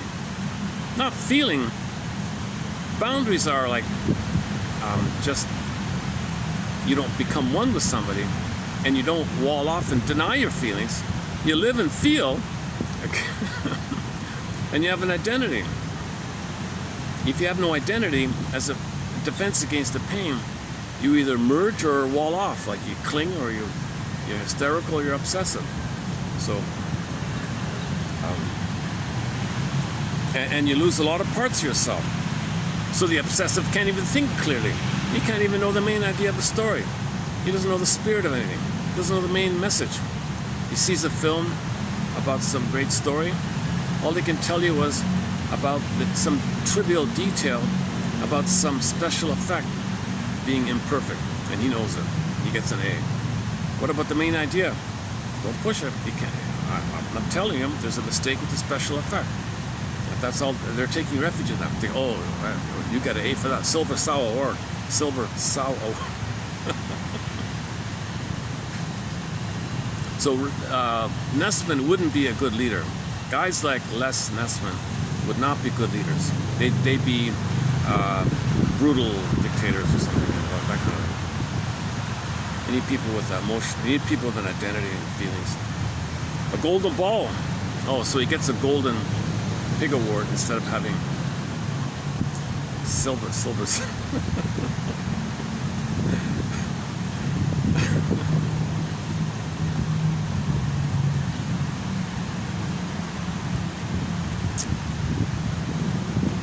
If you want a Zaki, like a Wayne screwball comedy, check out that. It's violent. I don't recommend it, but at the same time, the most quick-witted, zippy script, and sort of like, oh, it's called Who's on First? Is that it? Yeah, it's called Who's on First. It's based on the Who's on First idea. Who's that? Here, that? He's role-playing him. He's pretending to be him. He's pretending him. Everybody's getting confused on who's who. Who's on first? No, who's on second? No, what's on second? What's on second? I don't know. I don't know who's on third. Who's on first? You're asking me? Yeah, who's on first? No, who's on first? They're doing that kind of thing. It was a bit like that. It's a fun episode. Minus the unfortunate subliminal emotional contagion effect of what they're promoting. So vulnerable people shouldn't watch that, I think. People who are really tensed up probably shouldn't watch that show. That episode, the rest of it doesn't matter.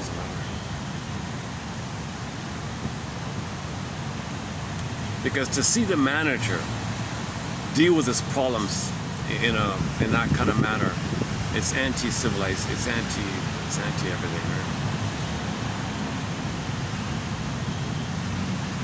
It's funny about that because that head guy, the Carlson guy, he's a mama boy himself.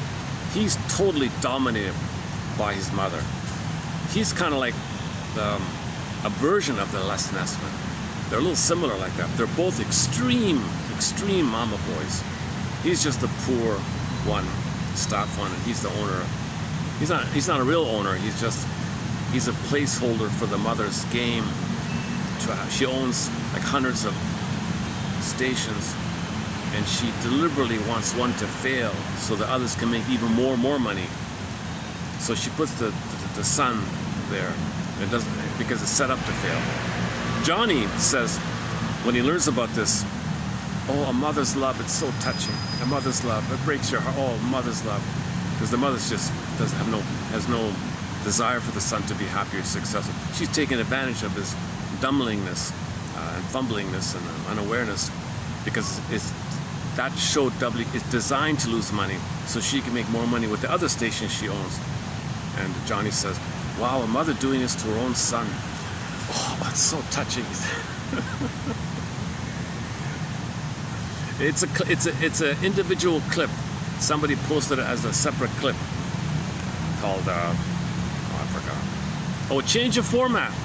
Look up the clip, WKRP in Cincinnati, change of format clip, where Johnny confronts the mother about this. That's one of the funniest clips. A mother's love. Oh man, it's so sweet, it's so...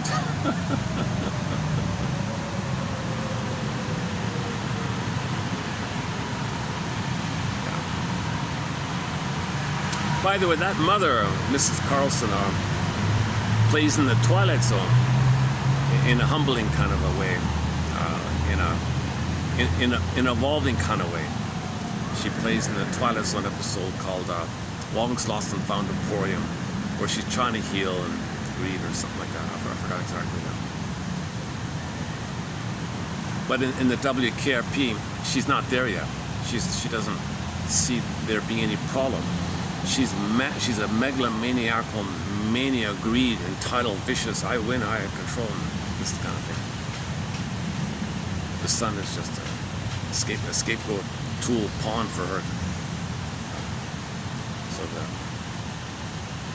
where are we here? Oh my God, enough about WKRP. the theme song, I've tried to play the theme song, copyrighted. Most of these TV shows are all copyrighted. I tried to play Barney Miller with the bass and the sax. It's a fun one. Paladin, Paladin, where do you roam? That's copyrighted. The only TV show theme song I can play is Warren Zevon's song called "If You Won't Leave Me, I'll Find Somebody Who Will," because the show wasn't made, but the song was made to be the theme song. He made the song to be the theme song for a show that never got made, but he saved the song. It's one of the best TV show theme songs, in my humble opinion. It's that one there, "If You Won't Leave Me." It's entitled "If You Won't Leave Me, I'll Find Somebody Who Will." And that theme song was meant to be for a sequel. They were going to do a sequel to the classic show Route 66, starring the son of one of those guys, I forgot. But it never got made.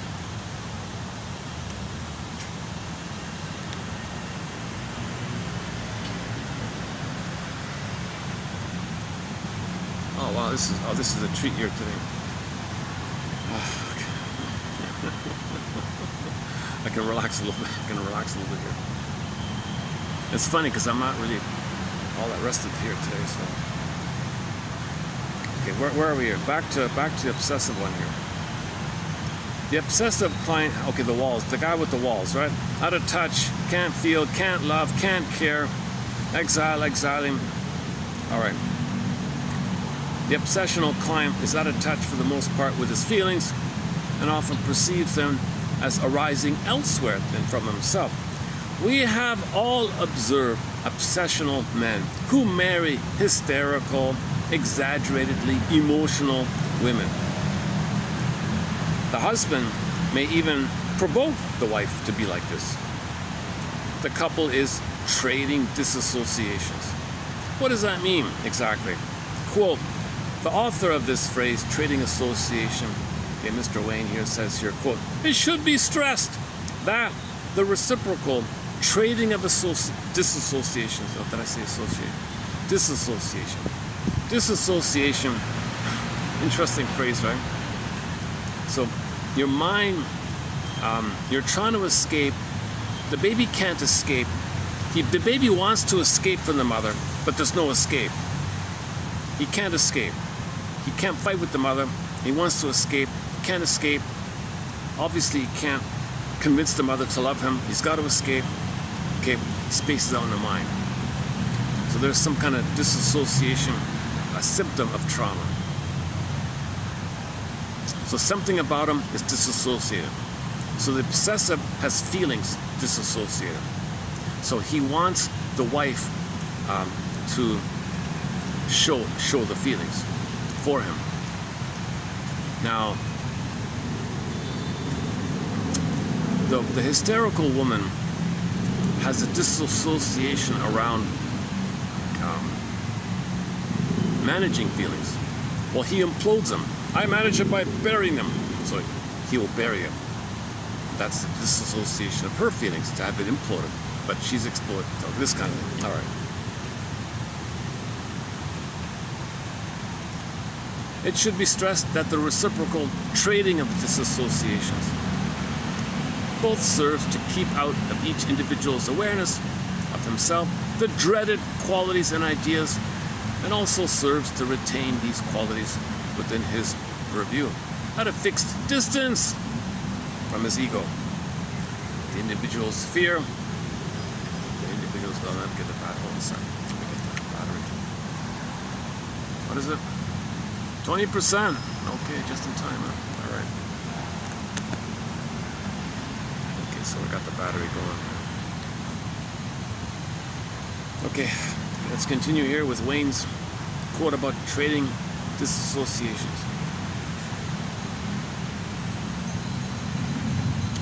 The individual's fear that the dissociated experience might become unmanageable is thus reduced. But at the same time, the problem is perpetuated, especially insofar as the interactional process helps make this a real and abiding part of the other person's behavior. Unquote. Okay, last part here. To help the participants experience the conflict as internal and to see more clearly what belongs to whom is the goal of therapy. Clients demonstrate their pathology quite differently, but in the final analysis are both equally immature. People say that you marry at your emotional level. You know, I remember that. I remember some guy with 10 PhDs or something, married like somebody, a high school dropout or something. But emotionally, they were really equal. So it's not about the intellectual, emotional area.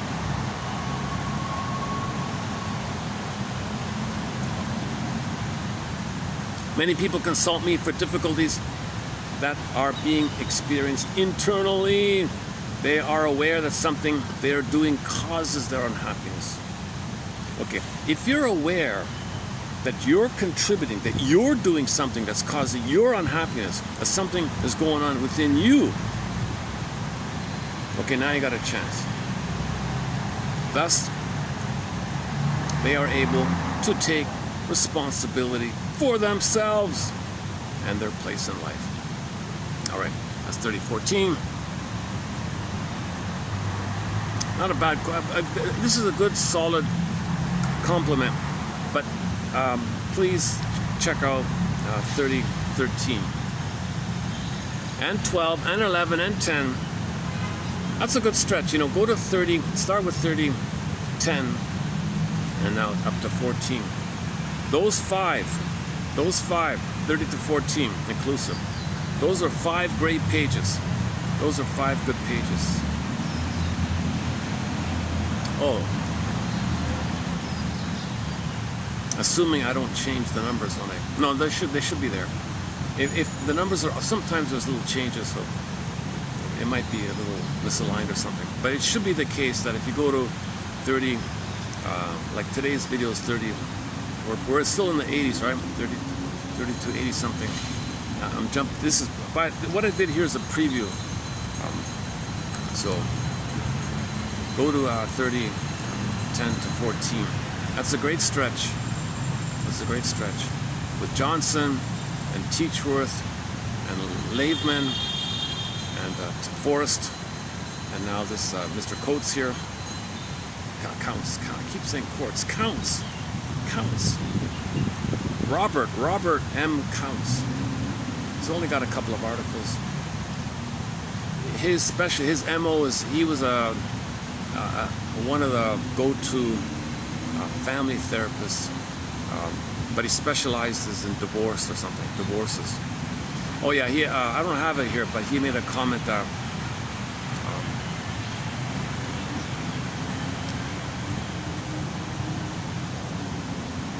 well, it's kind of obvious if people are serial divorcers, like there's many divorces, oh, there's a problem, obviously, right?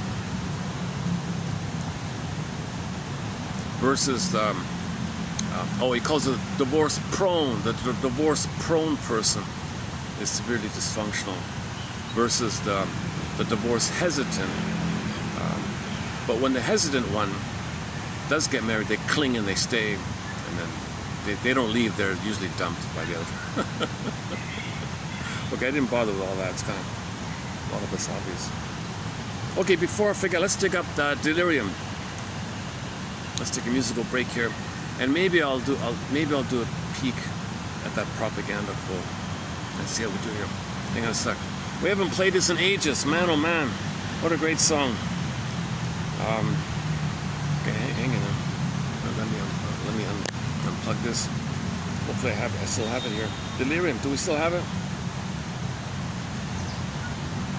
Oh no, maybe not. Hold on a second. It might be under the S's.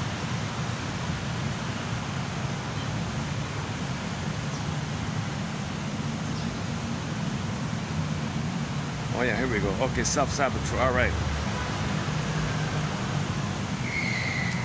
Okay, here's a great song we haven't played in ages. Man, oh man. Let's find a view.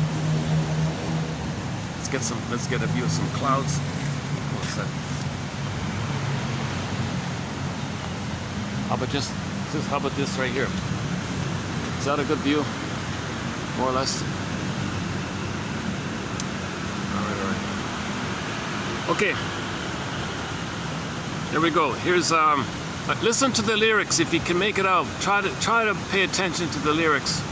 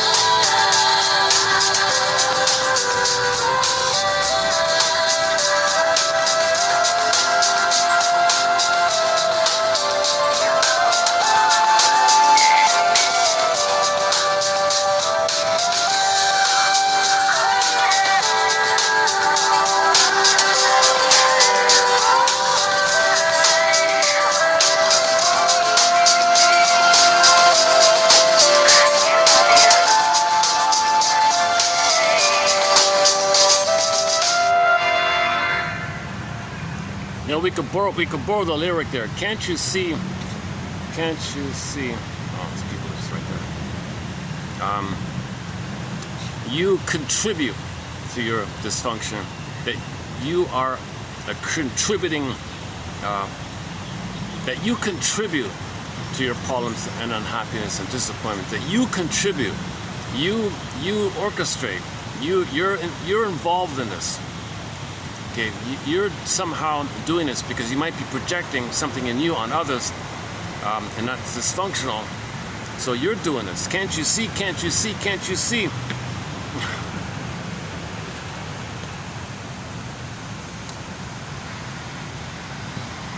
Oh, I didn't know there's somebody just sitting right there.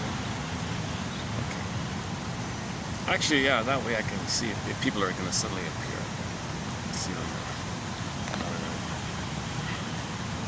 Sometimes I get startled. Somebody just like walks right by me. Oh my God, what the hell? Sometimes people are just on their phone, minding. They're not paying attention. Okay, coming up in the pipeline. I'm not even sure if this will be posted or not. Or this might go straight into the honorable mention pile. I just found it this morning. Somebody talked about this the famous Bernays guy. So I talked in the past about the torches of freedom. So I saw somebody talk about this torches of freedom. It's a brilliant, man oh man, was that a brilliant, clever tactic to sell cigarettes, right? Dear ladies, I'm not going to tell you that cigarettes are harmful. Oh, the battery. Hang on a second. Got a little silly today here. Sometimes I'm a little silly here. Dear ladies, I'm not going to tell you. Okay, so advertising and PR and all that, that's about emotions and fantasies and wishes and needs and your identity. We talked about the muffler commercial. If you come here and buy a muffler at this shop, you're a somebody. At this muffler shop, you are a somebody.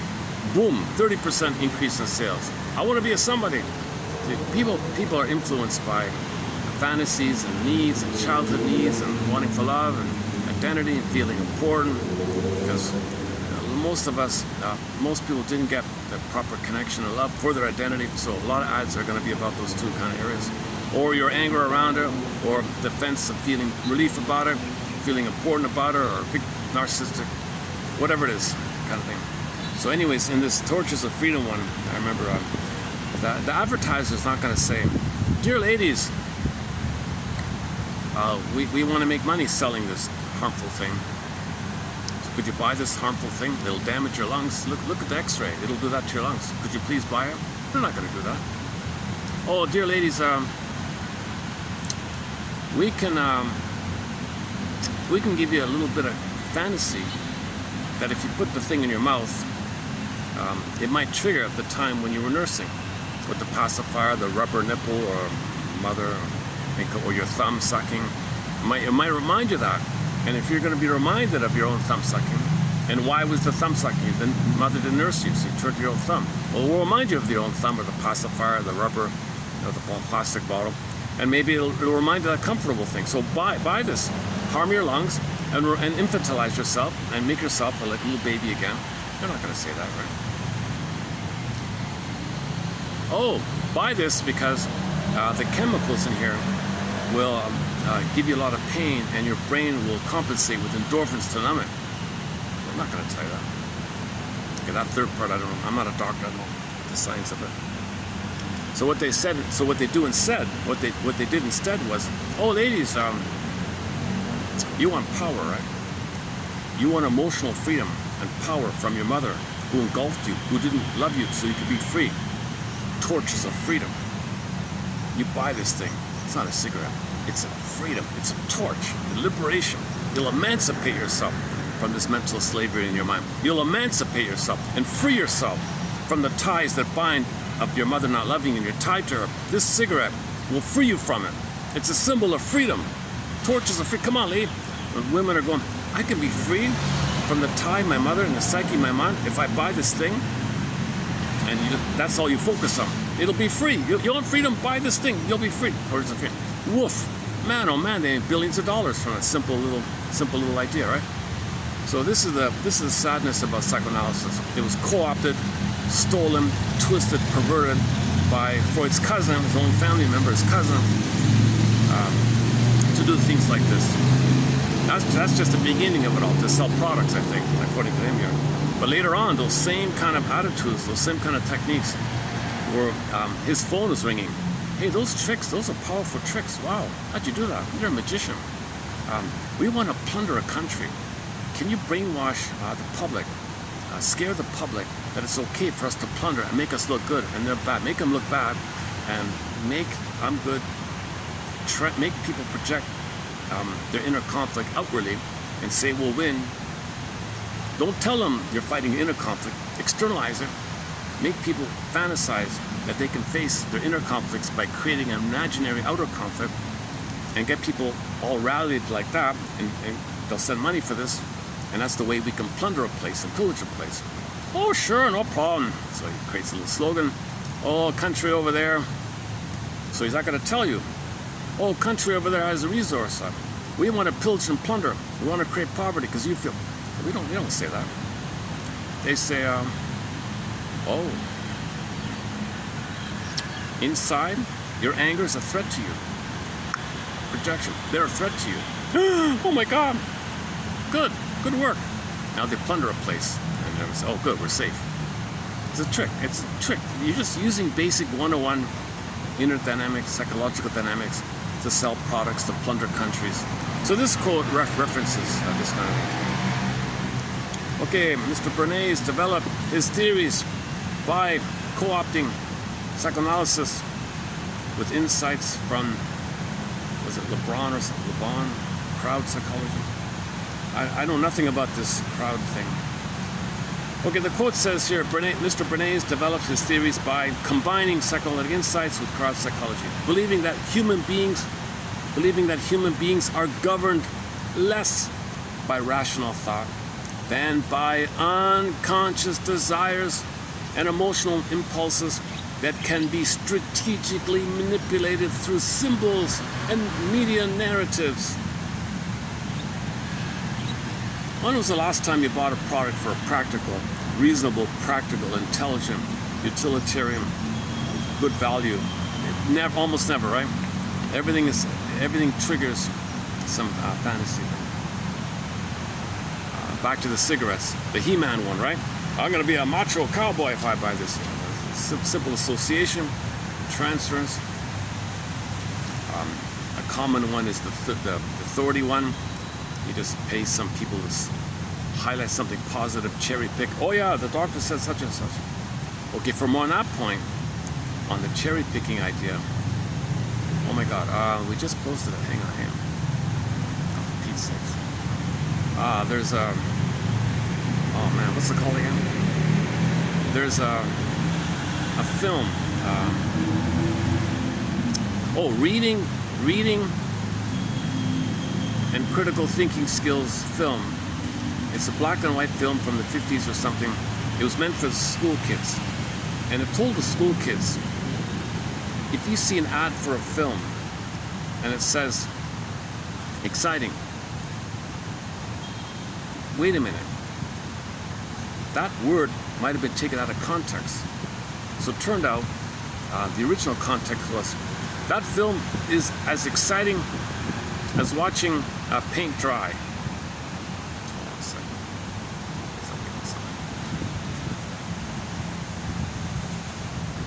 Click on. All right, I'm looking on the camera. So they plucked out, and that was from a famous reference, a reporter, well-known name said it. So the advertiser plucked out just the word exciting, moved it over. This film, watch this film, it's exciting.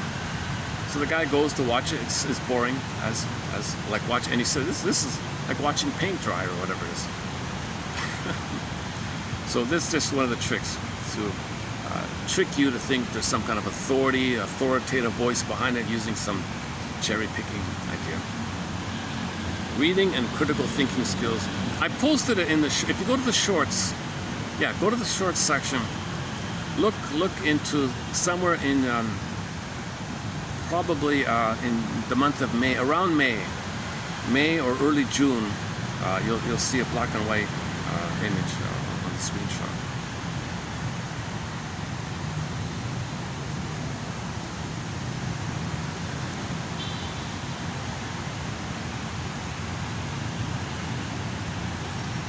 Okay.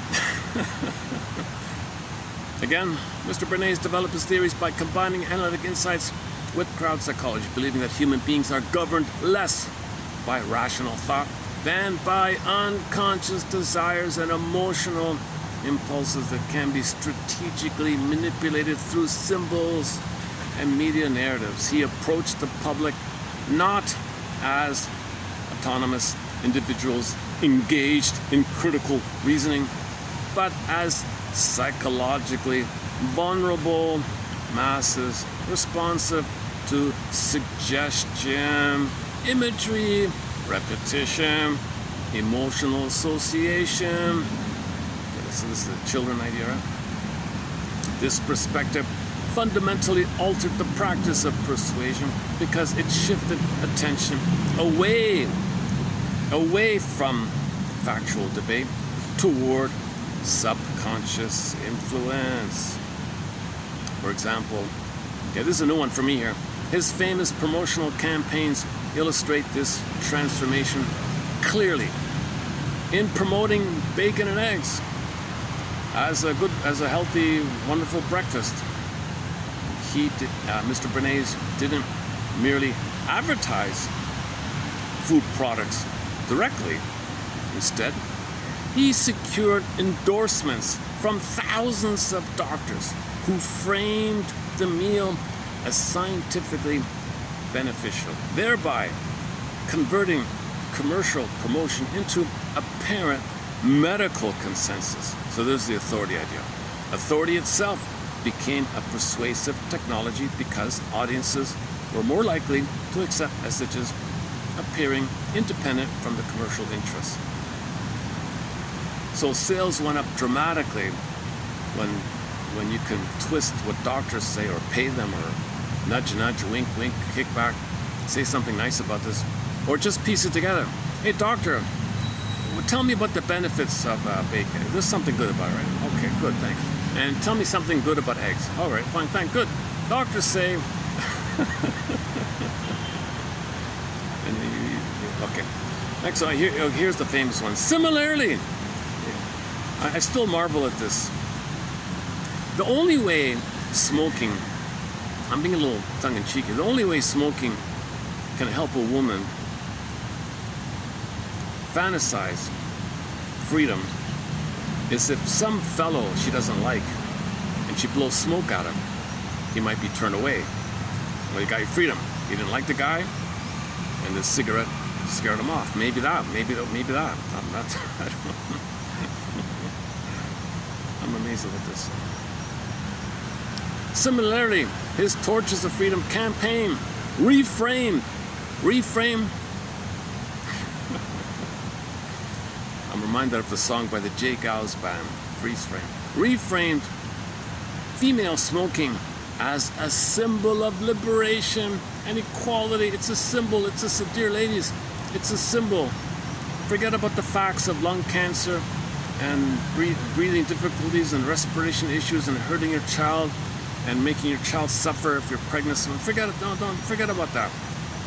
No, let's focus on the symbol. You want freedom from your mother. Right? You want your mother to treat you like a human being, right? Called equality. Symbol of liberation and equality. Transforming cigarettes into political and psychological emblems associated with modern womanhood. Bernays recognized that products achieve cultural power when attached to emotional meanings, transcending their material function.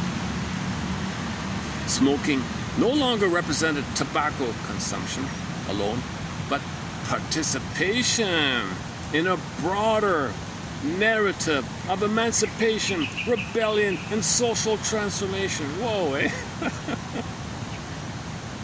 Through such methods, Mr. Bernays, Mr. Freud's cousin, pioneered the use of third-party endorsements, media staging, so he stages things like that, symbolic ritual, whatever that means, and manufactured, okay, more staging, designed to conceal the strategic origins of persuasion. So.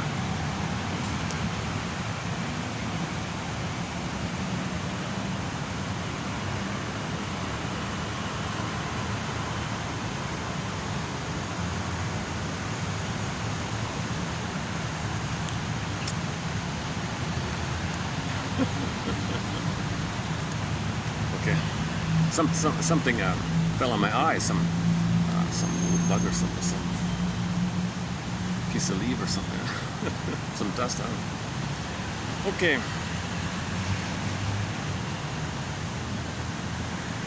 He referred to these techniques as, quote, the engineering of consent.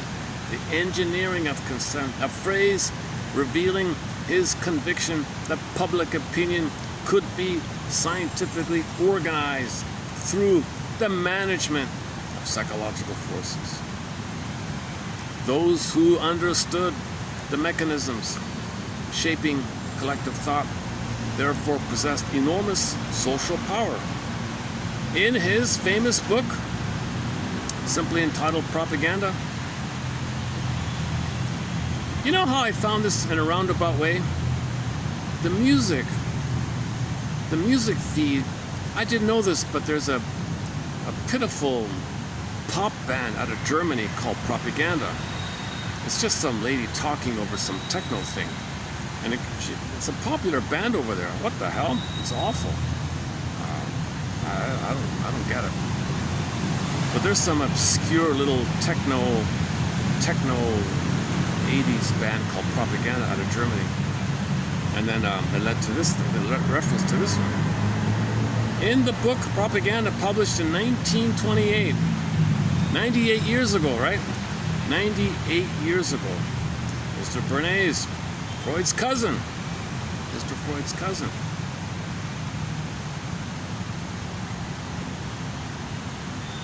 there's something really twisted because, hang on, the cousin, hang on, the cousin, his wife's maiden name was Bernays, right? Freud's wife's maiden name was Bernays, right? And she had a brother. Oh, there's some kind of a disturbed family thing going somewhere in there. There's something mixed up in it. Okay, in the book, he argued openly that unseen. Oh, he argued openly that that people can be persuaded, and people don't realize it. All right. So now this whole industry expanded. This whole propaganda PR thing kind of expanded into a system for administering social reality itself through symbolic influence disguised as ordinary public discourse. Okay, so now it's got to the point where they can invent reality. Like they can make you believe the fantasy's reality under the disguise of common discourse. So they're going to trick you into some kind of common discourse. That's the machinery to make you believe the lie is real. Can you believe it? The political implications of his methods became especially visible through his involvement with the plunder and pillage apparatus. Okay. For example, one big company wanted to plunder a country. So this is the famous banana company wanted to plunder Ecuador. No, Guatemala, pardon me, Guatemala. His work for the United Fruit Company revealed how propaganda helps plunder places. During the mid-20th century, he helped construct favorable public narratives surrounding this company's desire to plunder Guatemala by portraying the country as a threat. Woo! Magic, eh? All these poor people in the... They're poor because the Spanish plundered them and pillaged them. Now you got these poor people. Oh, those poor people, they're a threat. Magic, eh? So this magic, now you think it's real and you act on it because you project your need to avoid your inner conflict of your anger attacking yourself. They're attacking you, they're a threat. No, you're a threat to yourself. Play back to the song by Delirium. Can't you see? Can't you see? Can't you see? You have an inner conflict. You want to be yourself. But the moment you want to be yourself, okay, your mother said no to you and you were angry, and that anger, in response to your mother saying no to you, and you're angry at her, you're angry at yourself. That's an inner conflict. This anger at yourself is a threat to yourself. You are your own threat to yourself. So all you got to say, bing, bing, bing, there's a threat over there, bing, bing, bing. You externalize your inner conflict. You externalize, you don't face your inner conflict. You feel tension release and you go along with it. So you script it, just say, if that place over there, they're a threat. Just make it up. Don't tell people we want to create poverty and steal all their resources, right? You don't say that. Through media influence, strategic messaging, and carefully coordinated publicity events, Guatemala was transformed into the big, to the boogeyman. Whatever, take your pick. Okay, this manufactured perception helped legitimize, okay, this company to do all these awful things there. They invaded, they overthrew the regular people there, and installed a puppet. This episode, and this is a pattern that's been, there's a book called Overthrow. They do it again and again and again. They did it all over the place. Okay, there's a book called How the Fill in the Blank Creates Fill in the Blank fill in the blank, fill in the blank, fill in the blank, fill in the blank, LE, countries, okay, something like that. So this is the power of this people's need to have a defense, to not feel the inner conflict they feel, the inner conflict that they want to be true to themselves. But the moment they think that, the moment they have that, they can't do it because always, constantly, no time, continuous flushing, like a water flushing, there's a constant pumping of your anger attacking yourself, anger attacking yourself, anger, okay, what's going on with him? So you're eager to believe somebody telling you, over there is a bad thing. Oh, okay. So you distract yourself, you externalize, and that's the psychology as part of one of the psychological tactics to pillage and plunder, doing this kind of thing.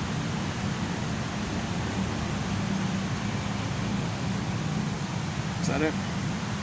The episode exposed how public relations could function not simply as commercial promotion, but as a mechanism capable of influencing, of paving the way to plunder a place. These methods demonstrated that symbolic narratives possess material consequences. This imaginary thing you made has a real life harm on people. 80% of the people are suffering, right? That's a real life harm all by a fantasy. Okay, now we gotta backtrack for a second. Why are we plundering? Okay, why are we eating up the planet as fast as we can? Play the song Big Lie by the singer Rick Emmett. We're eating up the planet as fast as we can. Because behind the scenes, the most schizoid, traumatized, detached, imploded in schizoid, okay, the oral. My greedy eater, their slogan in life is eat or be eaten. This is translated as, if you're not at the table, you're on the menu. Okay, so people have an unconscious reaching for mother. Greed, envy, greed, gobble, symbolic mother, mother, breast, mother, wasn't there. Okay, separated, removed, cord removed, put on a scale. Some are put on torture boards and bleeding for 20 minutes. Okay, they're severely traumatized, but the need for mother is desperate.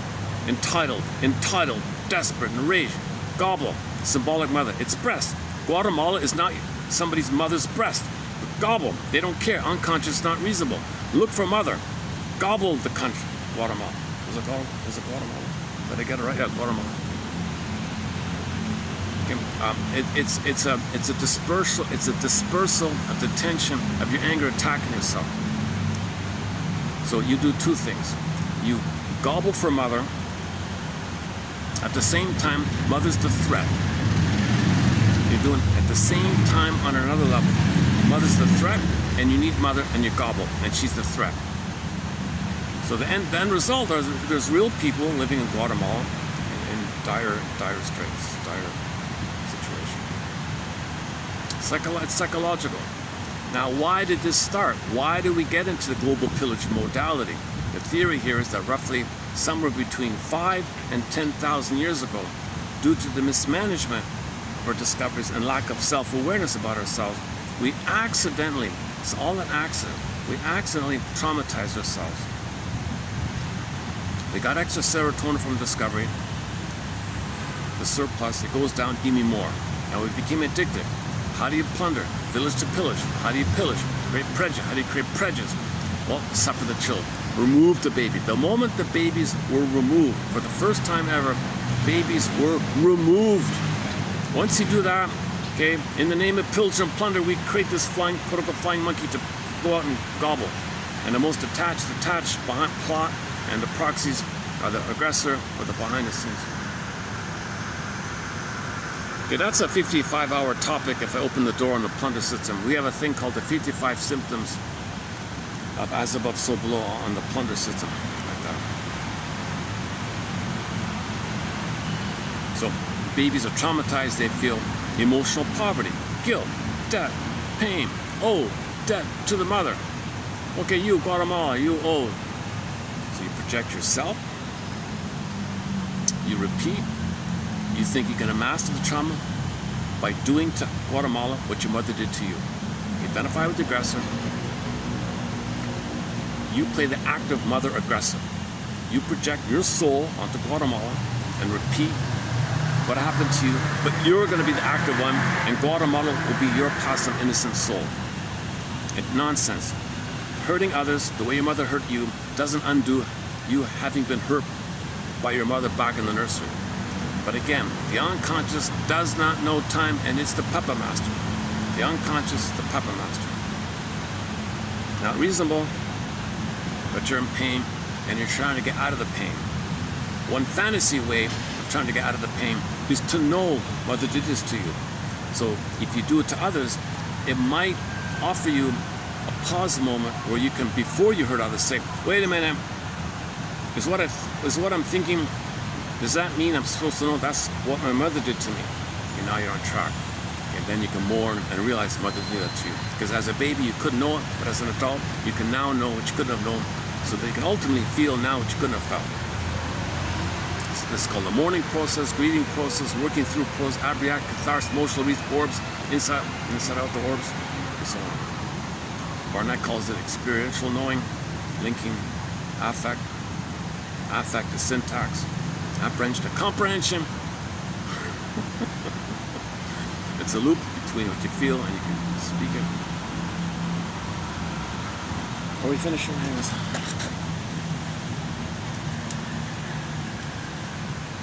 So we're doing okay. Wait. Let's just do like this here. Okay. Well, maybe I should move. Actually, that's okay, right? The background's okay with the greenery. All right. Okay, this was in 1954, right? There's a whole bunch of books on the details, the long list of this quote-unquote overthrow, right? How the fill-in-the-blank creates fill-in-the-blank countries. I can name there's a few books about it.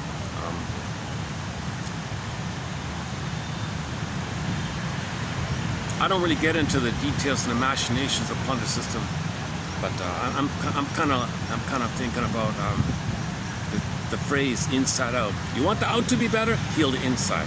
Michael Jackson, man in the mirror. You want the out to be better? Look in the mirror, heal the man in the mirror. Look, it's inner, okay? And forced. To boldly go where you've never gone before, you gotta imagine your parents being healthy and role play healthy parents that's boldly going. Letting your parents boldly go where they never went before, i.e. imagine them being healthy and you role play healthy parents. That updates the triad in your mind, and then you can go to a bold new world of being healthier. It's an inside job.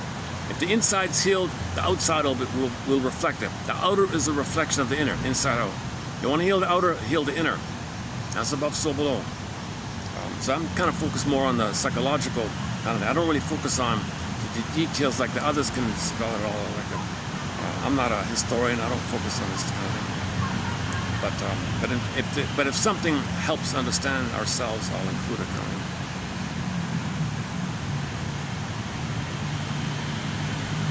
So the only thing we have is the 55 symptoms of Homer Traumatus, and the religion part, when it's used as a tool or a branch, like propaganda, like education, like advertising, and so on, as arms or branches of the plunder.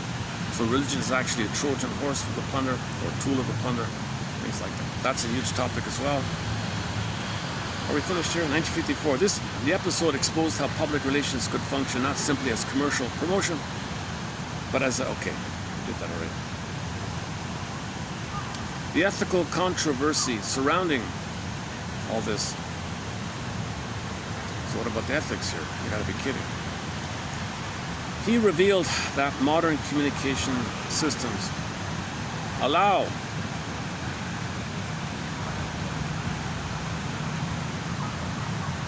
where am I here? Hang on a second. Okay, this is not fully, I don't have this fully I just found it this morning here. Let me skip down a bit. Algorithmic advertising. Now we're into now think about this. So technology speed things up. Like AI just accelerates the thing you're doing, right? Now we got algorithm advertising.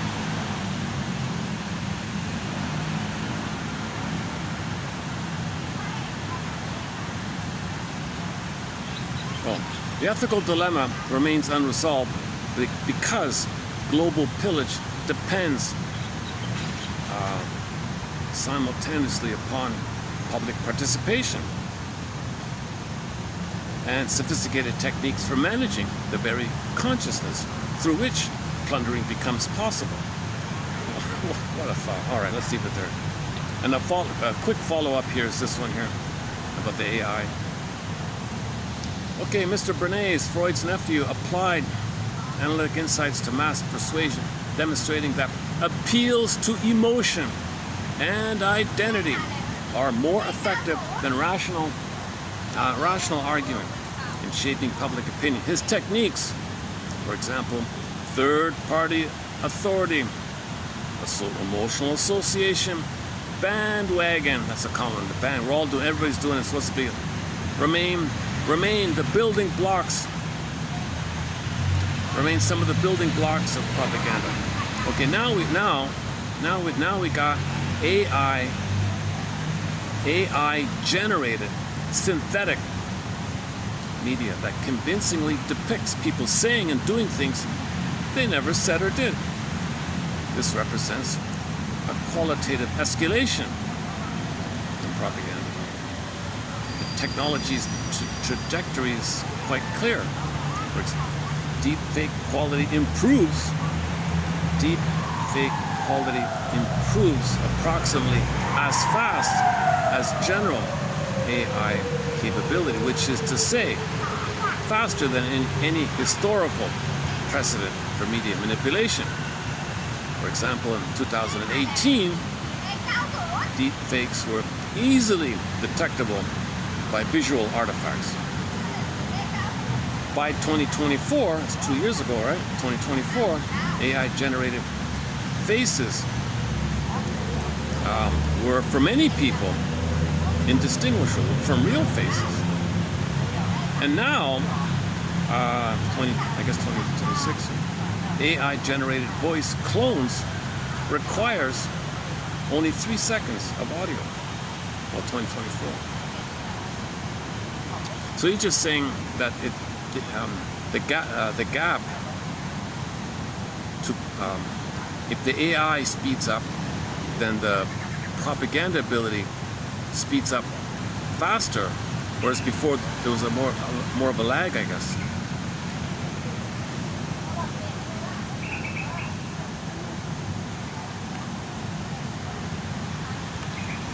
Okay, and he goes on about how this in of itself can confuse people, which is a benefit to some. You don't face things if everybody's confused with a mirage of AI things, and fake this and fake that and fake, it dilutes everything. So everybody's bogged down trying to figure it out. So meanwhile, time passes. So there's also a propaganda component to the activity of this thing.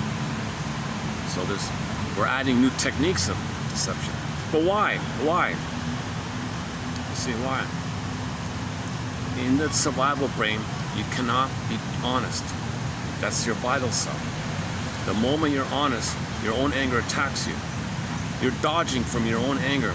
So you're dodging, you're lying, non-stop lying. So we're just accelerating our ability to lie because our anger is attacking us. So dodge, dodge, dodge from our own lies. Gostein calls this the BPD psychic amalgam. A magic mirror, hollow mirrors, house of mirrors. Now you see me, now you don't catch me, you cannot hear. Say what you say in the moment to survive. Next moment, say another thing in that moment, because there's no time in the unconscious. But this phenomena of needing to lie all the time because you need to survive all the time, because every moment is a moment of survival, because when mother fails you, your mother abandons you, you think you're going to perish, and your anger is attacking yourself. So lying and attacking yourself is your hope, is your cry for mother's love. So people lying, they're crying for mother's love. Everything's love or a cry for love. So all this deception out there is really put an equal sign. Mommy, I want a safe connection with you. Where are you, Mommy? Don't give me the powder stuff. Don't give me the rubber nipple. Don't hand me to some stranger. Can you please stay in bed and hold me in skin to skin? I want to sleep on your belly. Please leave the cord and the placenta. Give me time to make the transition. Don't put me on a scale. Don't separate me. That's a betrayal. Don't put me on some torture board. Don't drug me out and bleed for 20 minutes. Don't do these awful things. Okay, for more on the circumcision trauma, The Hidden Trauma by Ronald Goldman. It's on YouTube. Ronald Goldman. I don't cover that topic here. I'm not a medical. He's a medical doctor, so he's qualified to talk about the physiological damage to a body's, to the whole body-mind system and soul, of course. It's designed to break the bond, for Pete's sakes. So all these lying is, mother, don't break the bond. Mother, don't betray me, fail me, don't separate. Please, when I come out of the canal, can you just gently place me on your bosom? I'm going to look around and latch on and start to suckle. And can you please let me sleep on you? And can you stay in bed for 4 to 5 months? And can I have the continuous womb-like thing? I need a continuous womb-like, social, womb-like land version of the water world, land world, womb, water world, womb. I need a continuity, Don't break it at birth. Now, if there is problems at birth, all the more reason to stay in bed and let me sleep on you, so maybe it can be repaired, things are malleable. You can heal me if there is complications at birth. So all the more reason to don't further betray me if there's a birth trauma. So all these dysfunctional things is really code for this cry for mother's love. Everything's love or a cry for love. It's one of the simplest slogans around. How we doing here? How's the battery? Battery's holding up, 503. All right. Let's see if the phone will read out the one we did before by Mr. Counts here. That is the answer. Robert M. Counts. Let's see if it'll read out here. Let's see.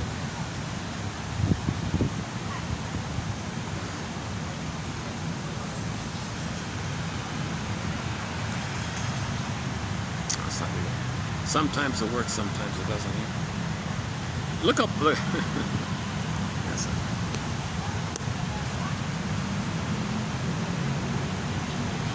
I still have a lot of these commercials in my head sometimes. Sometimes, you know, right? You know, sometimes you feel like them.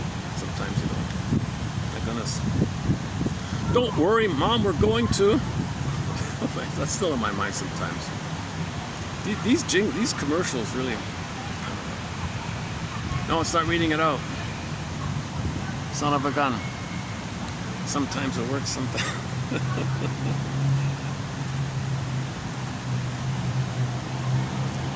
Okay, let's pause for a second. Sometimes you feel like a nut, sometimes you don't, right? That's a fun one, yeah, okay. Let's try again. I want to see if my phone can read out Mr. Robert M. Counts' thing, right? Let's see, how about now?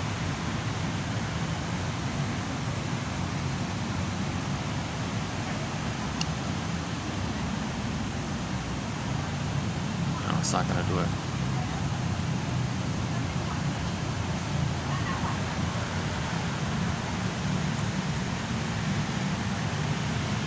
Okay, once again, submitted for your approval consideration is to read the quotes between 30:10 and 30:14. Read those 5 pages. There's some good stuff in there. There's some good stuff in there. If it leads to curiosity, stay with it until it leads to empathy and understanding, and there's your CEU. Continuing Education Unit for the Soul.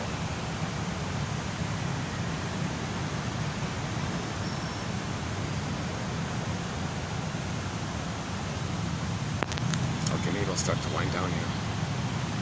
Should we go to Radio Garden again?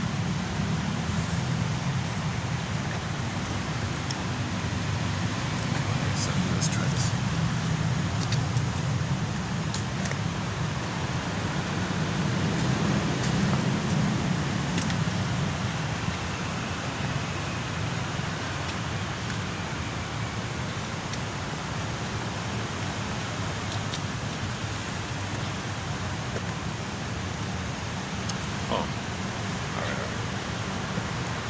Okay, Radio Garden.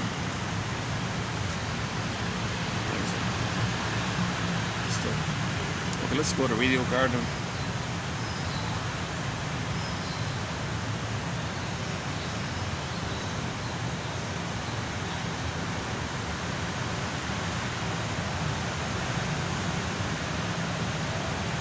Yeah, 32, 82 done here.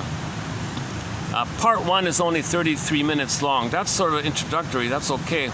The part 2 is key there in terms of my discussion on Miss Forrest's material.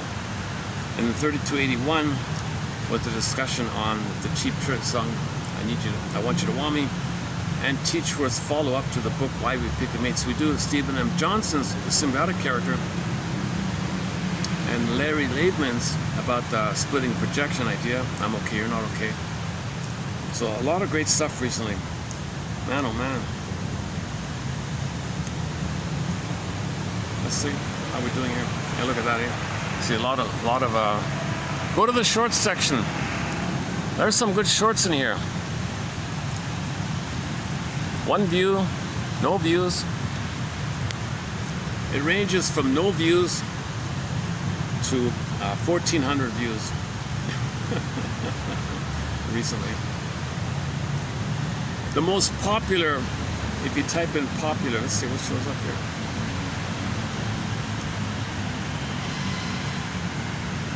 Oh my God. Oh, here's one. Here's one with 2,000 views. Here's a short with 2,000 views in it.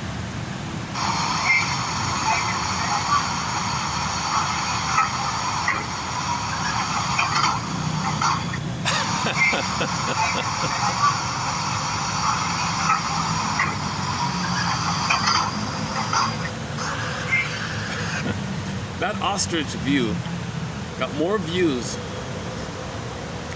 than quotes from the top shrinks. Willful blindness. Ostrich technique, right? Okay, radio garden. That's good. I sometimes dawdle at the end of these videos like I'm doing now. This is, I can blame the heat, it's 40. That's a defense mechanism. Okay, let's go to radio garden. Let's see if we get lucky here. Yes. Last time we ended up in Chile, the country of Chile. Let's see.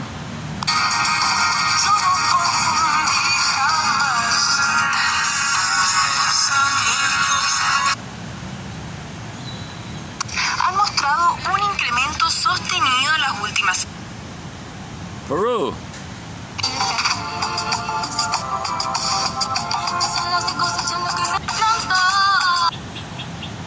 Bolivia.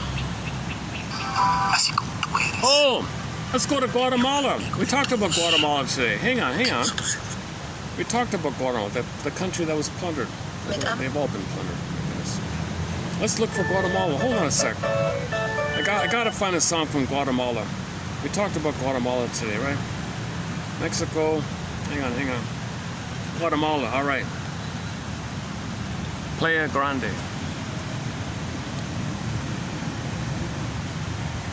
Okay, I'm going to stay in Guatemala until we find a song. No, not loading. San Miguel.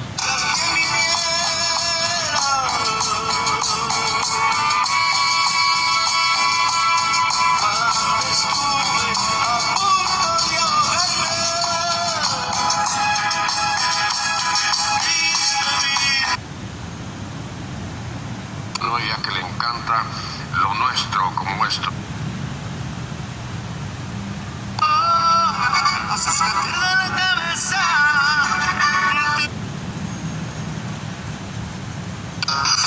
Tiene firme su argumento, nadie manda en su cuerpo. Y solo Dios puede juzgar. Nunca me escape.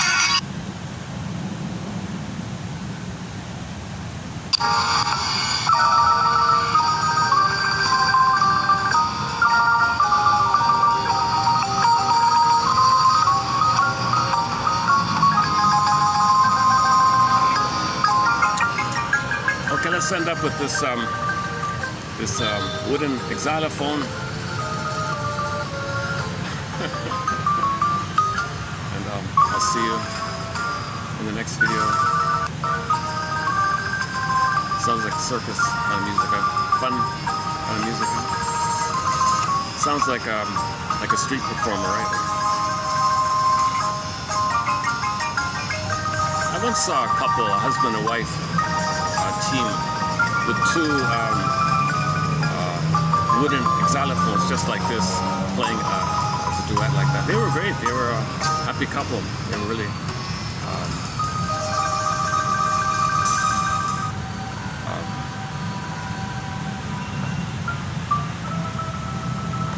they both loved playing the xylophone. You know, come to think of it, I think there was some tension among them, the two of them, because they were playing really intense, a little angrily. I thought, whoa, what's going on here? Because he was a little angry and she was angry, and I think they were kind of fighting with each other, playing with the two instruments like that. But meanwhile, people are, donating money. So even musician couples can argue, obviously. Oh no! You gotta be kidding! Oh my God! Oh no! Oh, they're really traumatized over there if they're playing that. Oh my God! In the middle of June, they're playing that? The poor Guatemalans, they're very traumatized, eh? Over here, San Benito.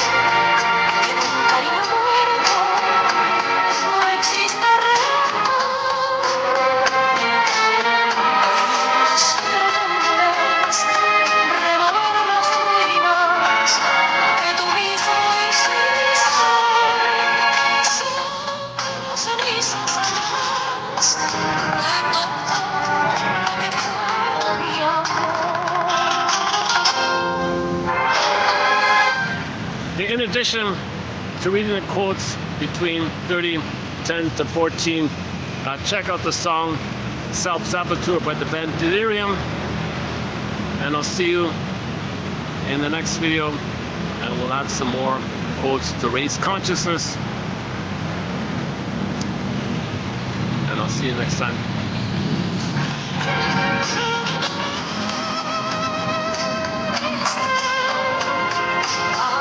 Okay.